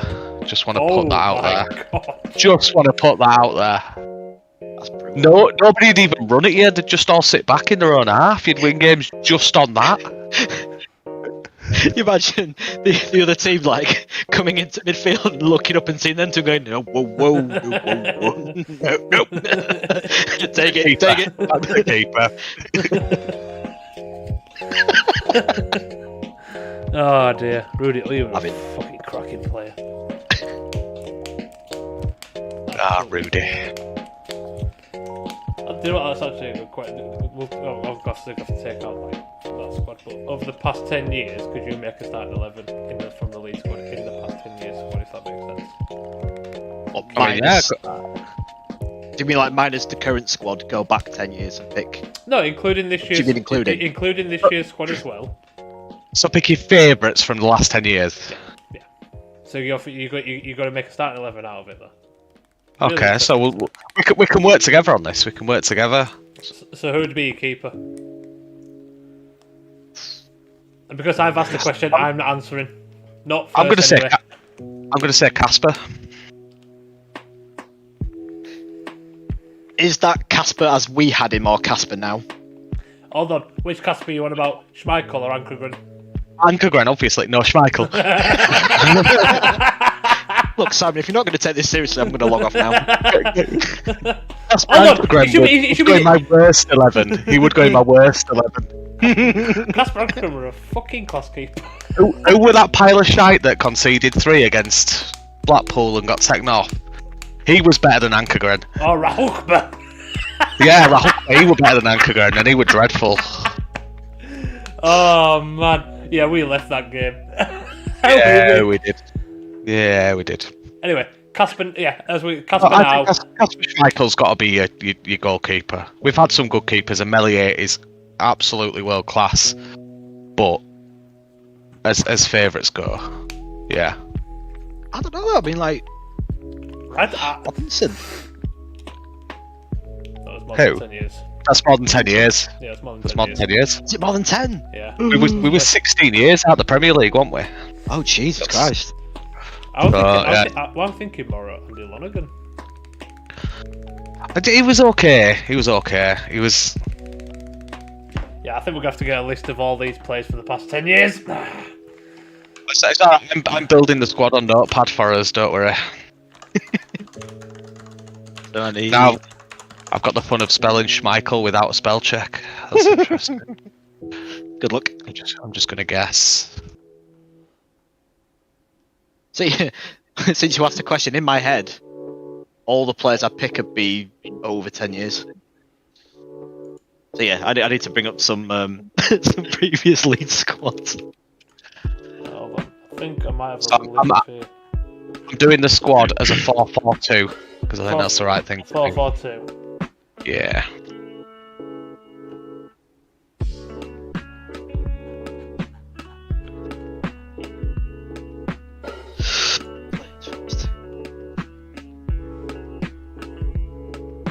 Wow, Jesus. Right, yeah, okay.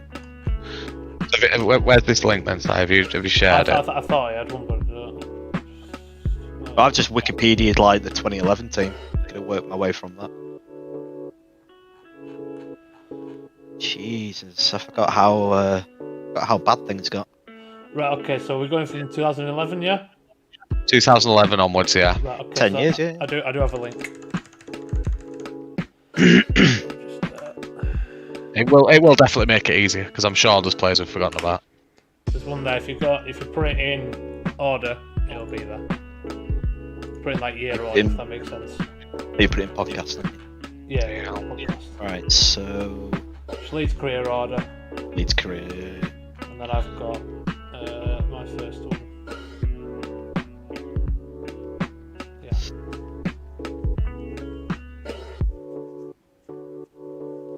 So it starts pretty much there and above. Okay. Wow. Oh, okay, no, there's actually some.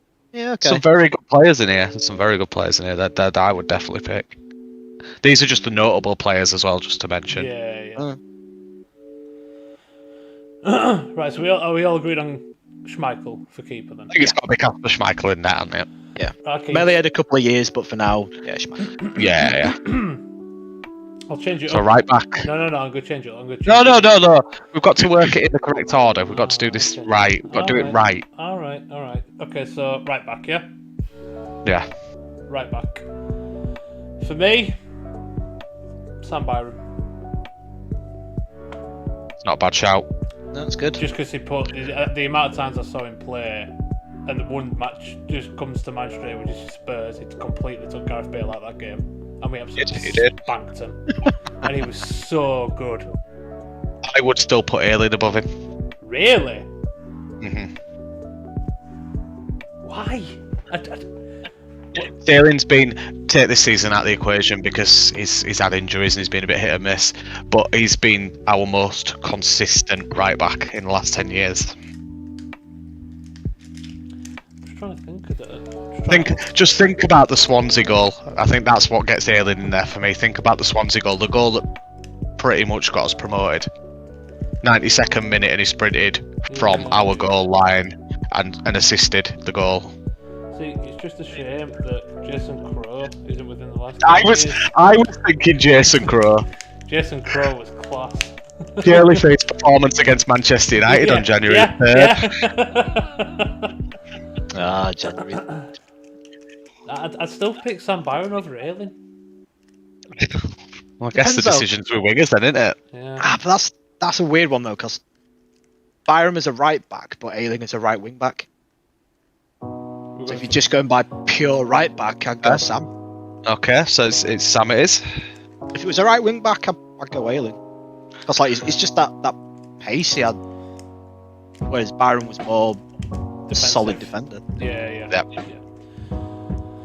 But as we've gone traditional 4-4-2. Byron is in. So left back. Now this all depends how you're going to think about it. Are you going to think about sentimentality, or are you going to go for the absolute fucking nutcase who played at left back for a few years? I'm trying to think of that nutcase first. You've already forgotten about Gianni. You've already forgotten about Gianni. It's got to be Gianni. Because the same old as Charlie Taylor, isn't there? There's Charlie Taylor. There's also Eddie White. Never did enough.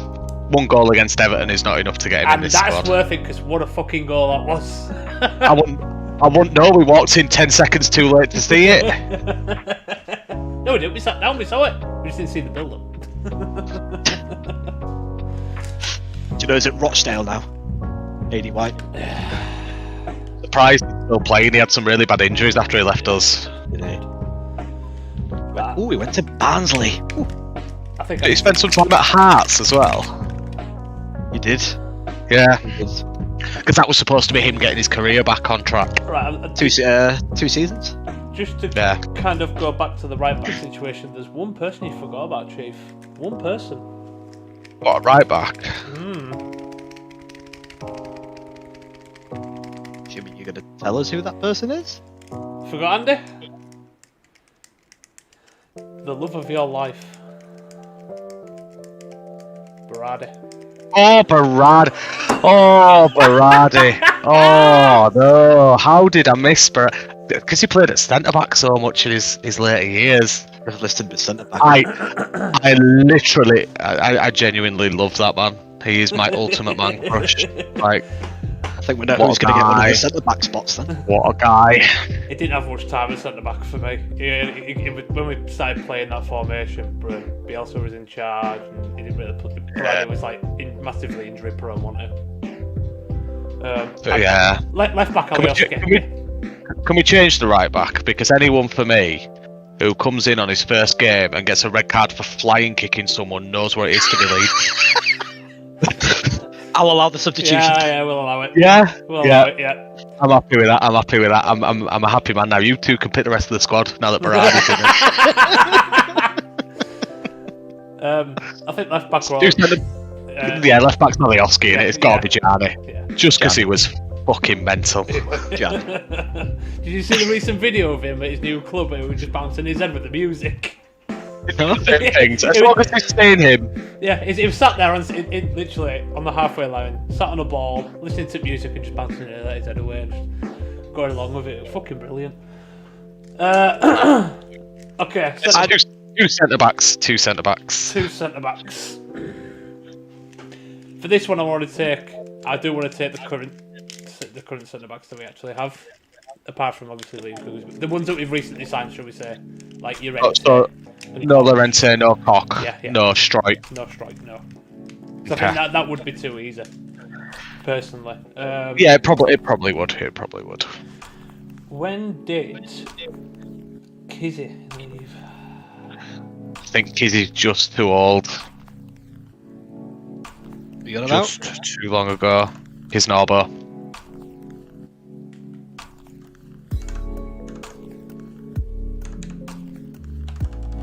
Spell it.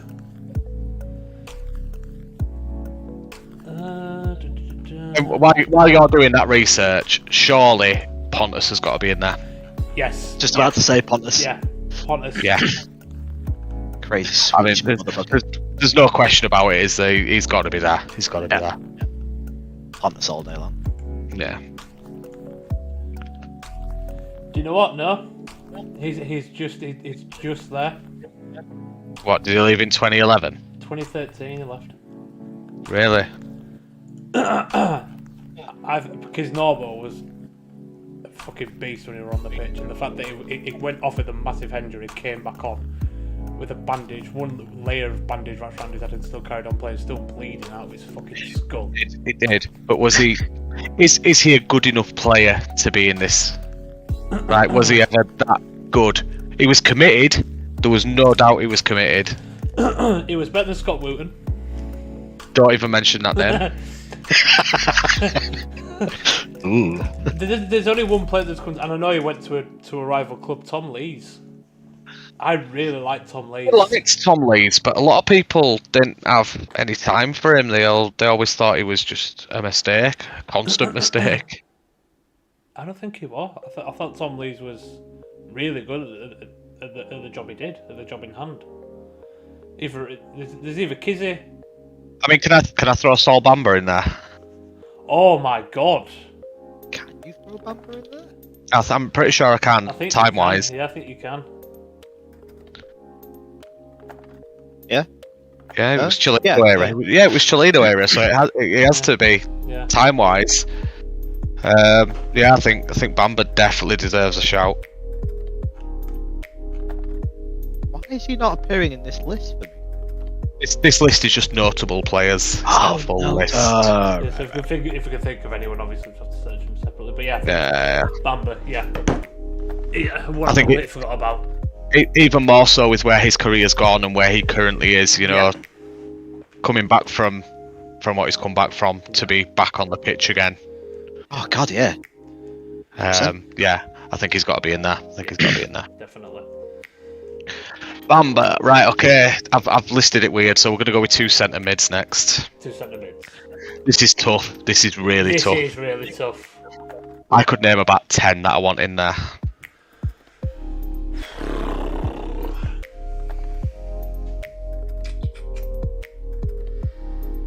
Shit, there's a lot in there.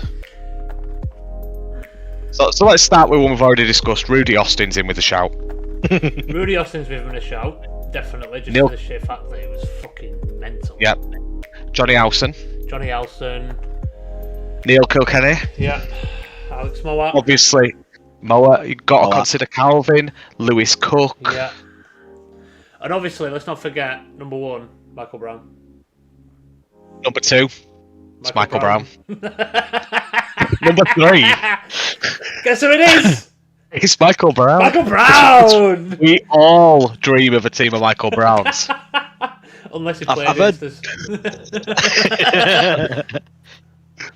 Can we get away with saying Delph That's we had him back on Steve loan. Delph, yeah, absolutely. We did take Yeah, him back on loan. We had him on loan in 2012. But did he prove himself that much when he was at the club? Not when he was on loan, but if you think like Bamba, okay, Bamba will quality for us, but we've also put him in there because of where he's gone with his career. Yeah, I suppose surely we so. can look back at Delph when he was up and coming with us.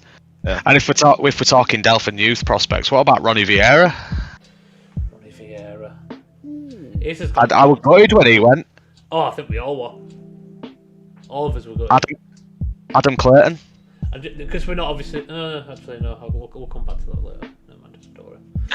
It's tough. Centre mid is going to be like the hardest one, I think. Yeah, definitely. Yeah. I think we definitely need to put Calvin in there. I think Calvin's got to be in there. Calvin definitely has to be in there, just from he's been there from as a little kid. Yeah, he's been there for a long time, hasn't he? So he's not like we're just picking him off Premier League form. No, exactly. He's been there, he's stuck with us, and he's now sticking with us now that he's a big famous boy. Yeah, exactly. The second one, there's Bradley Johnson as well. Yeah, Bradley Johnson. Another shout. Oh, do you know who forgot for centre backs? Who? Rui Marquez. Fuck off, he was shit. He was never there in 2011. No, he wasn't. I'm just having a look. He left in 2010. The second one's really difficult. We've got a list of about 15 midfielders and one spot here.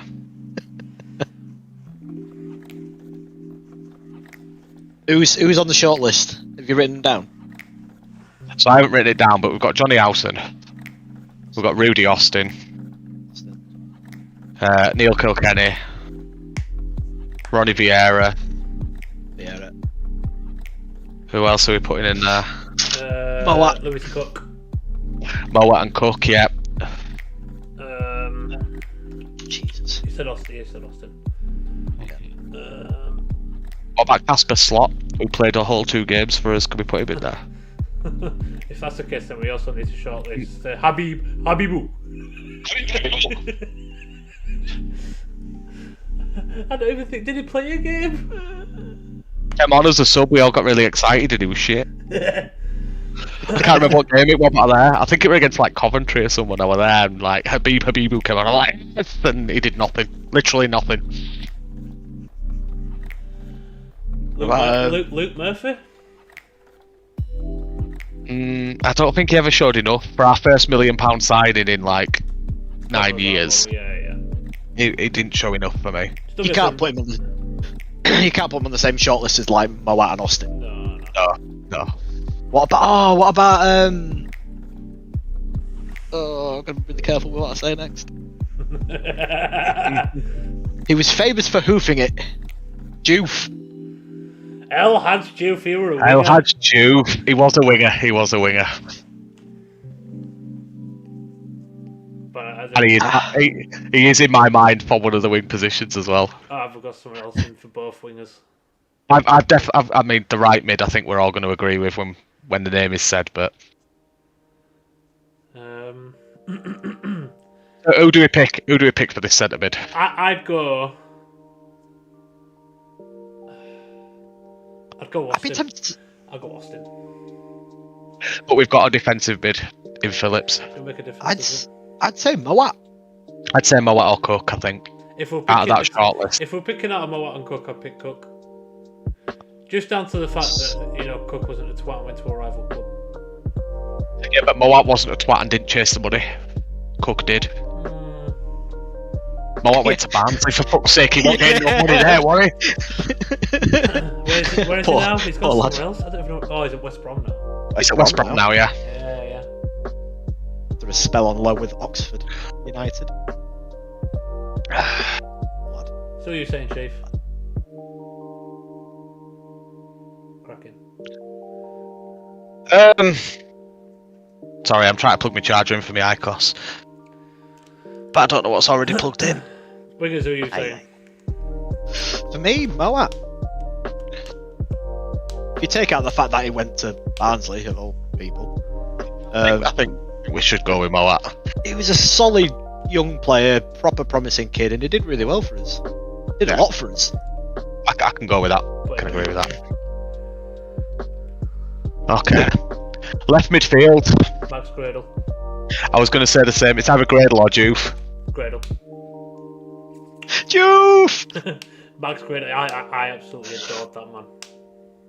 Yeah, football, fantastic football, and an absolute steal of a transfer as well. We picked him up for like 300k. Yeah. And we flogged him for about 10 million. Yeah. But yeah, Max Gradle, without a shadow of a doubt. I'm gonna slap down Harrison minus this season.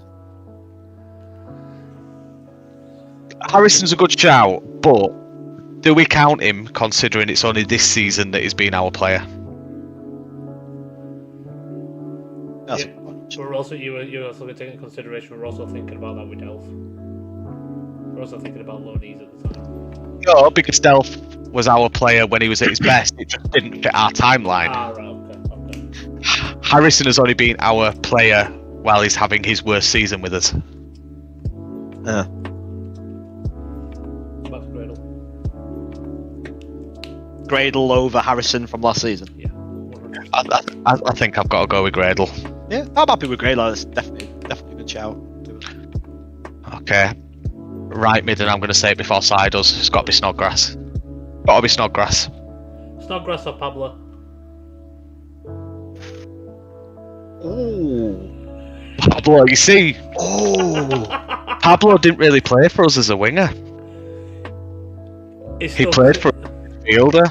Yeah, And I think we kind of overlooked that a little bit there. That's why I didn't want to say out because that's why I said I will come back to it later. Oh. Now, do we swap Moat for Hernandez? It would actually do that. Yep. Yeah. Yeah. Do Yeah. that So then. Pablo goes into centre mid. Pablo goes into centre mid because I wasn't too sure because he was either a winger or a centre midfielder at the time. He could play signed as a winger. anywhere. He signed as a winger, but it was rare he played on the wing. Yeah, It was more like attacking mid. He was an attacking mid, yeah. so it was an all-round player that just played fucking anywhere he wanted. And a fucking legend, and I loved Pablo. King of the nutmegs. Yeah. Although Rafinha is actually chasing that record at the moment. Yeah. Doing pretty well. Yeah. I was going to say the lad's doing a bang up job so far. Yeah, I'm happy with Snodgrass. Yeah. Yeah. I don't think there's any question. I know we've got Rafinha at the moment, but Yeah. it's Snodgrass. It's just the same. Who were it?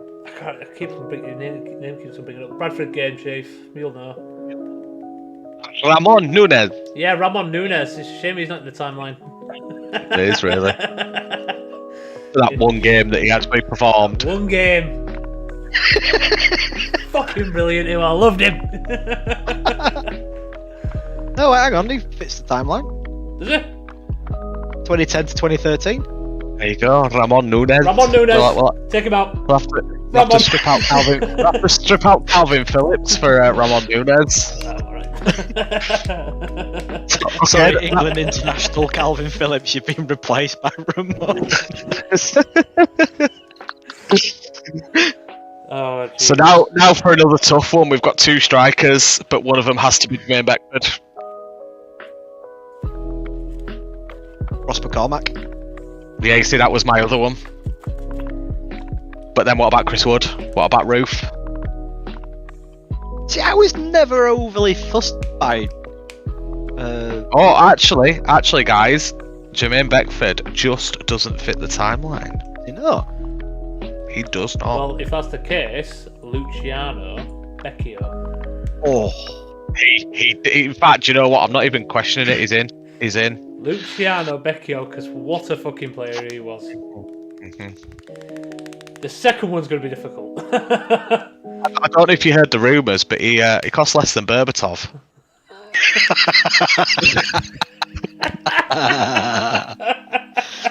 Is that a fact? And he scored more goals. Oh dear. I would. It's difficult because I'd take Chris Wood out because he didn't exactly perform until. He was a bit of a one-season wonder. Yeah, and then he buggered off to Burnley, and that were Gary Munker in charge, wasn't it? Yeah, but you could say the same for McCormack. He only had 2 good seasons, Yeah. and he went off wasting the money as well. Yeah, exactly. Oh, so we're missing anyone else? There's Bamford, obviously. Oh yeah. Bamford scored more. And Roof did in less appearances.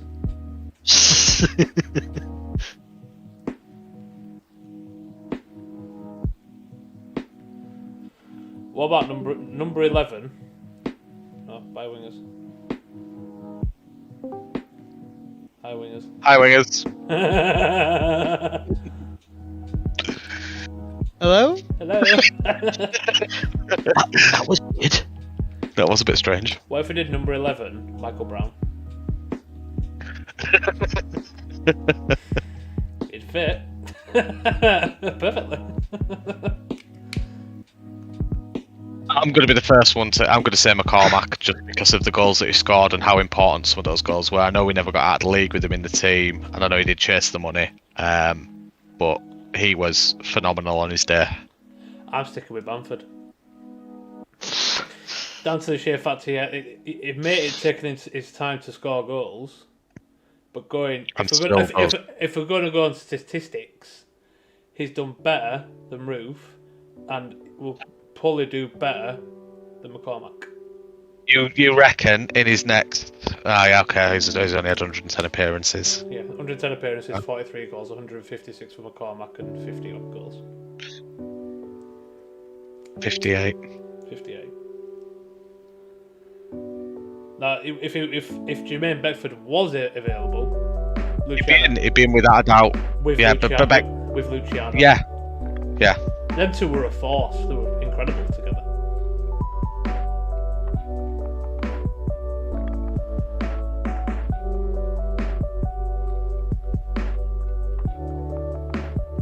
That's it. I'm sticking with Bamford.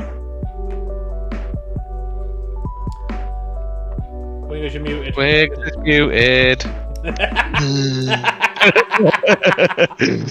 Assholes. Yeah, I'd go Bamford. We're going Bamford. Just his work rate. Oh, The fact he'll track back from wherever, and he'll track back from Allbeck and get onto the pitch before they can even get a counter attack going. He's that fucking quick and that committed. You can sort of see how much we're missing him at the moment. Yeah, you can because we wouldn't put him away at all. Right, do me a favour and send me that squad, and I'll put it out on the socials later on and see if we can get a debate going on. It'll be quite interesting. Start pissing off people on Twitter. Yeah, Same podcast. I'll tag Calvin Phillips and say Dewey Naylor replaced by Ramon Nunes. You might actually get a reply for that. Yeah. That'd be so funny. Oh man. Okay, have you put it in the Discord group? It's in the podcast channel. Okay.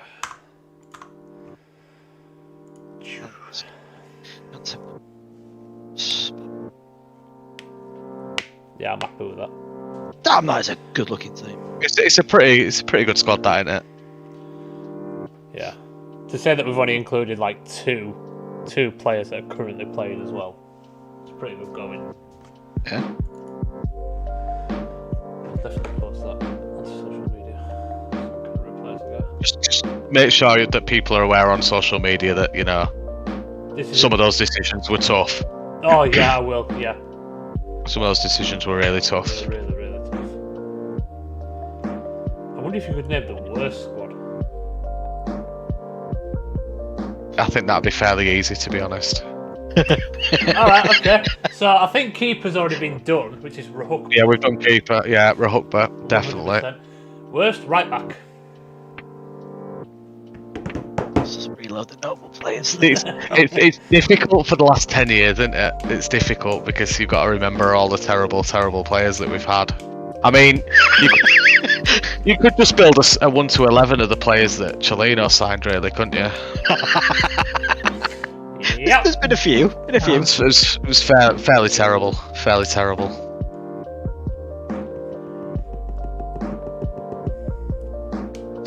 They're not going to appear in the notable players list, are they? No, that's the problem. We'd have to go through it year by year, but I mean, I could definitely throw some names out there. We've got Giuseppe Belushi as one of the centre backs. Oh my god, Belushi! Who was that lanky bastard we got on loan at the same time as Saul Bamba that played in midfield? He was shit. I can't remember. Just going back to the best squad, do you know what I forgot about for striker because he's not on the fucking list? Marco Arnautovic. Wrong player, but you mean Antonucci. And yeah, he was quality. Jesus, Antonucci. That's the one, yeah. He was quality. Who did I say? Fucking anchovies. I think Marco Arnautovic actually plays for a club in Spain. No, Italy now. Is that Atalanta in there? No, he's Genoa, I think. Oh yeah, I think he might. Or Bologna or somewhere like that. Yeah.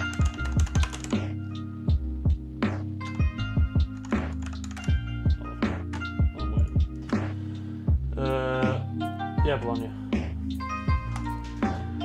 Yeah, I only know that because I had a bet on Bologna versus Cagliari the other day. Believe it or not. And I was praying that Cagliari were going to win, but Have we thought of the right back? what a shit right back. Shit right back. No. I'll go with shit left back. Scott Wootton played at right back. Okay, Scott. He was shit. Yeah, Scott. He was fucking shit. Yeah, Do I need to list this one as well? No, don't list this one because I'm not putting this one on social Okay. media. I'm sure I'll get some fucking backlash off it. Yeah. Who did we have that were a shit left back? Danny Pugh. Danny Pugh wants shit. Second time round. Alright, second time round he was shit. Second time round, he was there once and left and then came back. It was shit second time round. However, we also had Barry Douglas, who wasn't exactly what we expected when we signed him. I don't think Barry was shit. I just don't think he was what we needed. Furpo could go in that category, actually. Shit. No, he's not shit. Give him time. I'm giving him enough fucking time. Dolph is giving him enough time. It's dreadful. Don't like him. No. Yeah, I'd go with Danny Pugh. Just because no other men come through. We've got AD White, but I still think he did enough. Charlie Taylor were too good. Yeah. Berardi, no. Nope. Don't ever even consider. No. I'm flicking through previous squads now.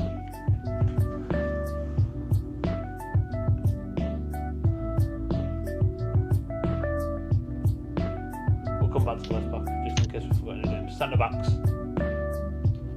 I've already put Belushi in there. He was fucking shocking. In West. But what about Lee Peltier? It's a shit defender. We needed a shit right back, didn't we? That could work. I'm gonna put Scott Wootton in centre back. Yeah. Just moving him around.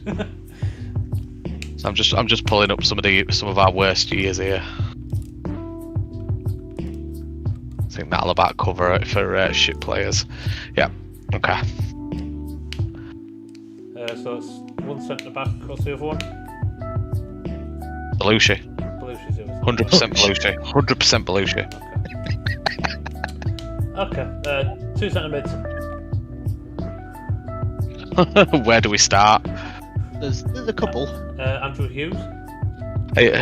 No, do not knock Andy Hughes. Andy Hughes were awesome. I'm gonna throw it in there. We possibly named him in our best, but Michael Brown. No. He was fucking Michael Brown was fucking awful. No. Michael Brown was brilliant. You can fuck right off. Was he though? You can What about Michael Tong then? Yes. Gotta let me have that one. Michael Tong. He was absolutely shit. fucking awful. David Norris. I didn't mind David Norris. Dreadful. Here we go. This is the season I was looking for. That Grandi and Goyi. That's the lanky bastard we got with Saul Bamba. He was shit. Zan Benedicic never played for us. Casper Slot, Tommaso Bianchi, Michael Tong and David Norris both in there again. Adrian, Adrian. famous only for his salmon dive. Meant to be a big signing that season. Fuck off. You got to put him in there for that. Yeah, okay, yeah, put me in centre mid then. Okay. He had so much potential, didn't he? Yeah. Lord. Could have been so good. Left wing. El has you. No, I won't have it. Simon! No, to be fair, if you ever say that, it knocked me out anyway. Bear with me while I have a quick flick through these squads. Was Luke Varney a winger? Luke Varney was a winger and could absolutely go in that. I would back that 100%. See, the only thing I can remember him doing is I think he scored past Man City in that race. In the cup. And then we still lost. 4. He assisted Becchio against Chelsea. That was the good thing that he did. Right. The only good thing that he did. Yeah, we're quite happy. Might upset side with this, but I'm going to throw Ramon Nunes in there. Because he was shite. You shut your horrid mouth. he, Do not he was disrespect. shite. Oh no! Thank you. I've got it. It's Kraken Kebe. Who? Jimmy Kebe. We got him on loan my from God. Palace, and he looked like a crackhead, and he played like a crackhead. It was awful. We got him and Cameron Stewart at the same time, and it was like father and son had turned up, but father were a crackhead and son had never played football in his life. It's fucking awful. I'll take that. Cracking Yeah. Kebe, yeah. Kebe. Strikers. Mikel Forsell. Why did we sign him? And it's either a toss-up between Habib or Lasoga. I think you're forgetting that we had Noel Hunt as well. And, is it Nicky Jose? Yep. No. Oh god, we forgot about Dukara. He should be in the best squad. Yeah. Best squad. Yeah. He scored a Agreed. fucking brilliant goal past Forest. That goal made us fall down. I nearly died that game. Literally fall down. Just found a Leeds Live article of some of Chiellino's transfers and Dukara. Yeah, completely forgot about Dukara. Dukara and Antonucci were like the only two good ones to come out of that, really. They can go on the bench. It's fine. That massive list of people that he bought. Edgar Canny, he's another one for shit strikers. I don't think he ever played but Billy Sharp. He was dreadful. oh, Billy Sharp. He had so much potential, and he was on form before he came to us, and then he was just absolutely God, on the opening day. I remember being sat in Burger King with you wingers on the opening day of that season in Leeds because I'd just moved house. I'd just moved here, and we went back and painted my old house. Oh, And we were sat in Burger King in town. And yeah, it scored, and we were like, yeah, Billy Sharp's going to do a job, and then he didn't do anything else all season. He did not. And then fucked off and carried on where he left off before he came to us. Yeah, banging him in for Sheffield United, Yeah, exactly. Oh, this list for Chiellino's genius. We completely forgot about old wonky fingers in net. Rob Green. Which one? Rob Green. Rob Green were quality. Rob Green were quality. We also got Silvestre, who we forgot about. I don't know who that German guy we got. Were he under Chiellino as well? Felix Weiveld. Oh, He found just- another contender for shit right back of that Connor Shaughnessy. Oh! He were youth academy. He were youth. No, he won. We got him. We got him when he was like 15. Yeah, I think he probably could have been good. He just wasn't. got him from Reading as a kid. Right players on this list. Banger podcast. Let's have a look. See what stands out. We are also forgetting to give Chiellino credit for bringing in the best player Leeds United have ever had. Just saying. Yeah, Solomon Dukara, we would have mentioned him, don't worry. No, wrong one.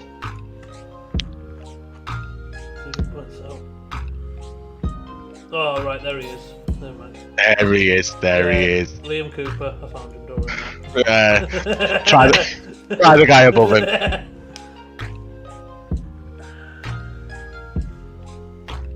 Who brought in Berardi? Ross Turnbull. Forgot about Ross Turnbull. He brought in Stuart Dallas. Yeah. Wow. Oh, and Casper Sloth. Jordan Botaka, I forgot about him. He was fucking awful and all. Liam Brigcut was meant to be the next big thing, then fucked off. It was shit. He wasn't shit for us. He wasn't shit for us. Union or Kane. Yeah, he was poor, really poor. Yeah, Chilena also bought in Pablo. I'm gonna say he did bring in some decent players. It was just that first season when he let his mate, who ran a furniture shop, be his director of football. Is that when we signed that Zan Benedici? That's the one, yeah, and that Del Fabro and all these wonder kids. Although, to be fair, Del Fabro did go on to play for Juventus. He just never got a game for us. Went on to play for Juventus. I think he only played like 4 or 5 games. But he was there for 2 seasons. Wow. Brian Montenegro? He was going to be the next big thing as well, wasn't he? Played a grand total of 21 minutes of league football for Leeds. Yep. Wow. Yeah, we've had some shit. Remember Samu Size as well? He was meant to be so good. Saiz was good. He was good. Just didn't fit Bielsa's football, did it? Well, it wasn't that. It wasn't that. Do you not know the reason that he had to leave? I probably have, but please remind So me. his wife was living in Madrid at the time. She was pregnant and also got diagnosed with a form of cancer. Oh, yeah, I've heard this story. So he said he had to go home to be with her, and Leeds were like, "Yep, you're right, you do," and that's why we let him go home. It wasn't a case of he didn't fit in Bielsa's style. Yeah, he'd not had the best start to the season for us, but he went home for personal reasons. Yeah. Brexit. Right,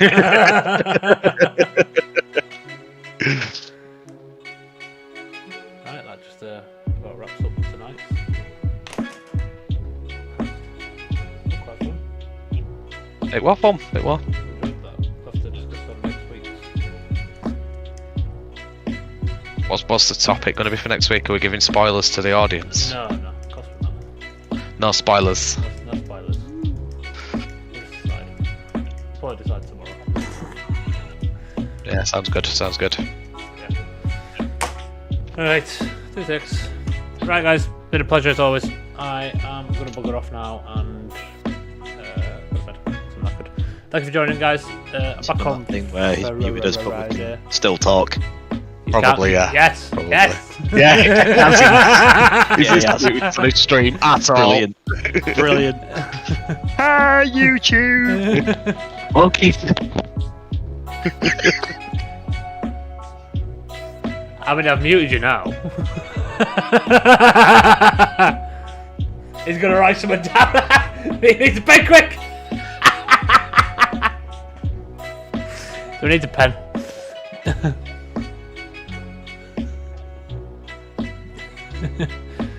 Shay, put it on pen. I'm going, guys. I'll speak to you very, very soon. I'm back on Friday. Oh my god, I've got to wait. Right, I'll wait. I don't know what Wingers has done, but He's just trying a life-size cock. It's about to scale.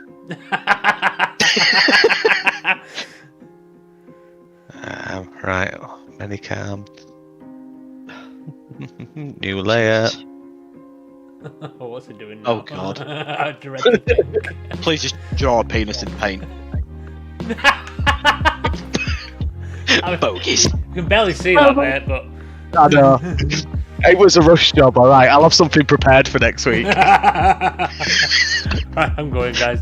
Speak to you all very soon. Bye!